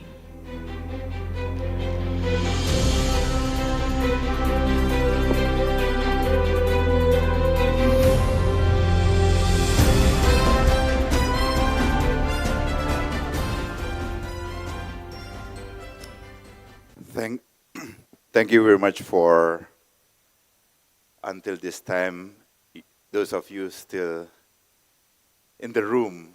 So big applause for all of you, please. So, honorable speakers, distinguished guests, participants, ladies and gentlemen, and of course, first of all, I would like to acknowledge the organizer, especially from ADPC. Thank you, Dr. Sisira. Is Aslam here? He's not around? Okay, I'll meet him later. So I think what you have heard today from the morning until this late afternoon, we have been talking about the diverse voices around Asia Pacific to reflect how we can really operationalize the sustainable resilience in practical, inclusive, and also forward-looking ways across our session. Several unifying messages are emerged. So you have seen that, of course, disaster risk reduction alone is not enough. Government alone cannot work alone. So we have to work together, how we can really collaborate together, how we can really see that learning from this session, we have to see that we have to break the silo. We have to work from climate change, disaster risk reduction, and SDGs as one. We have to work as a system, multi-stakeholder system. We have to see the overlapping issues and cascading and collateral impact in systemic risks. That strong governance have to be a better coordination, but also ensuring that women, youth, indigenous peoples, and the private sector are genuine partners in decision making. This is what we have learned from the topic of the governance discussion. And then later on, we have heard about the finance topic. It was clear that resources must move from fragmented and reactive approach toward integrated ecosystem that prioritize proactive investment, innovative financing, climate budgeting, risk-sensitive investment, and partnership with multilateral and private sector are key to bridge current gap. We have learned, see how Indonesia also have experience or a new mechanism on pooling fund. This is endowment fund. How trust fund can also be engaged, catastrophe bond, other mechanism like green sukuk, and maybe risk insurance have to be there as a system on how financial issues can fill the gap, the mechanism on disaster, the whole cycle of disaster itself. And we have to see the final mechanism and must measure the real outcome. And we have to see also the impactful of the livelihood of the people to be protected and adaptive capacity strengthened, not just disbursement. In the local leadership session, we have learned that resilience is built first and foremost at the community level. So if we want to make national resilience, community must be also resilience. We have a program, a Resilience Village program, since 2012, and now it's also benchmarked to ASEAN, from ASEAN, and also, sorry, not from ASEAN, from community program, and also some other program that is also engage the community in decision making and planning, and also preparedness and mitigation. Also, we have seen that the local government, civil society, and business are on the front line. We have heard about business continue plan also. We have seen that They drive innovation, mobilize and local indigenous knowledge, and ensure that resilience strategies are truly owned and sustained by people most affected. Partnership that amplify local leadership are critical to turning framework into action. We have seen this morning also mentioning about early warning to early action, and we added up into real action. The upfront session further enriched our understanding. We saw the growing scale of disaster-related displacement in Asia and Pacific, stressing the urgency of prevention and preparedness and effective early warning system. Local innovation in Indonesia, such as IoT, flood sensors in Semarang, participatory tsunami contingency planning in Pacitan, and mangrove restoration in Java and North Coast, demonstrate how community-driven solution can build resilience. However, scaling this initiative requires supportive policies, financing, partnership, and knowledge sharing to bridge the gap between pilots and sustainable programs. The key takeaway is to invest in local innovation ecosystem that connect early warning with preparedness, prevention, and financing to achieve sustainable resilience across the region. We also saw how nature-based solutions can play a vital role in enhancing climate resilience and ecosystem restoration. Particularly in urban contexts, best practices from Thailand show how NBS, supported by strong policies, inclusive management, community engagement, can deliver multiple ecosystem services, from regulating water and air quality to reducing disaster risks. Case studies, including forest monk-led reforestation, corporate-led eco-restoration from Toyota and PTT, and royal initiatives, demonstrated how diverse actors can successfully restore degraded lands, conserve biodiversity, and strengthen local livelihood. Together, this example emphasized that scaling NBS requires supportive policies, long-term financing, scientific knowledge, and community participation to create sustainable and resilient urban and rural environment. Taken together, this conversation reinforced that sustainable resilience rests on three pillars: inclusive governance, innovative and aligned financing, and empower local leadership supported by science, technology, and nature-based approach. None of these can stand alone. They are interdependent, and only through collaboration across government, civil society, private sector, academia, and communities can we achieve resilience that is systemic, equitable, and sustainable. As we close, let us carry forward today's insight as actionable commitment, whether at the national, regional, or local level.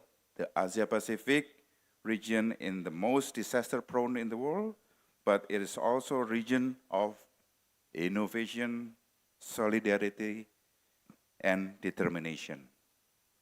By working together, we can transform risks into opportunities and build a safer, greener, and more resilient future for all. Thank you.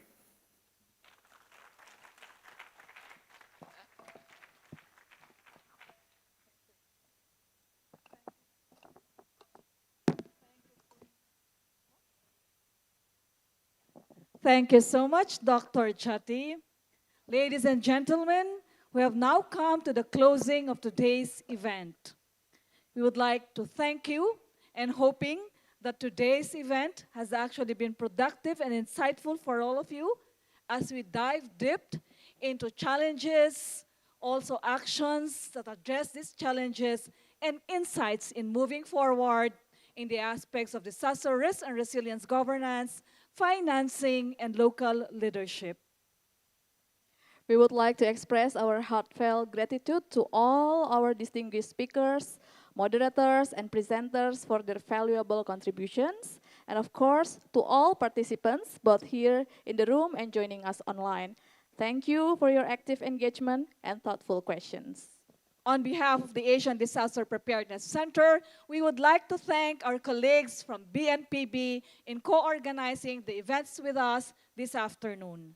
As we wrap up, let us take today's insights and transform them into action. With that, we officially close today's event. We look forward to meeting you again at our future collaborative programs. Until then, stay safe and stay inspired. Thank you and have a wonderful day.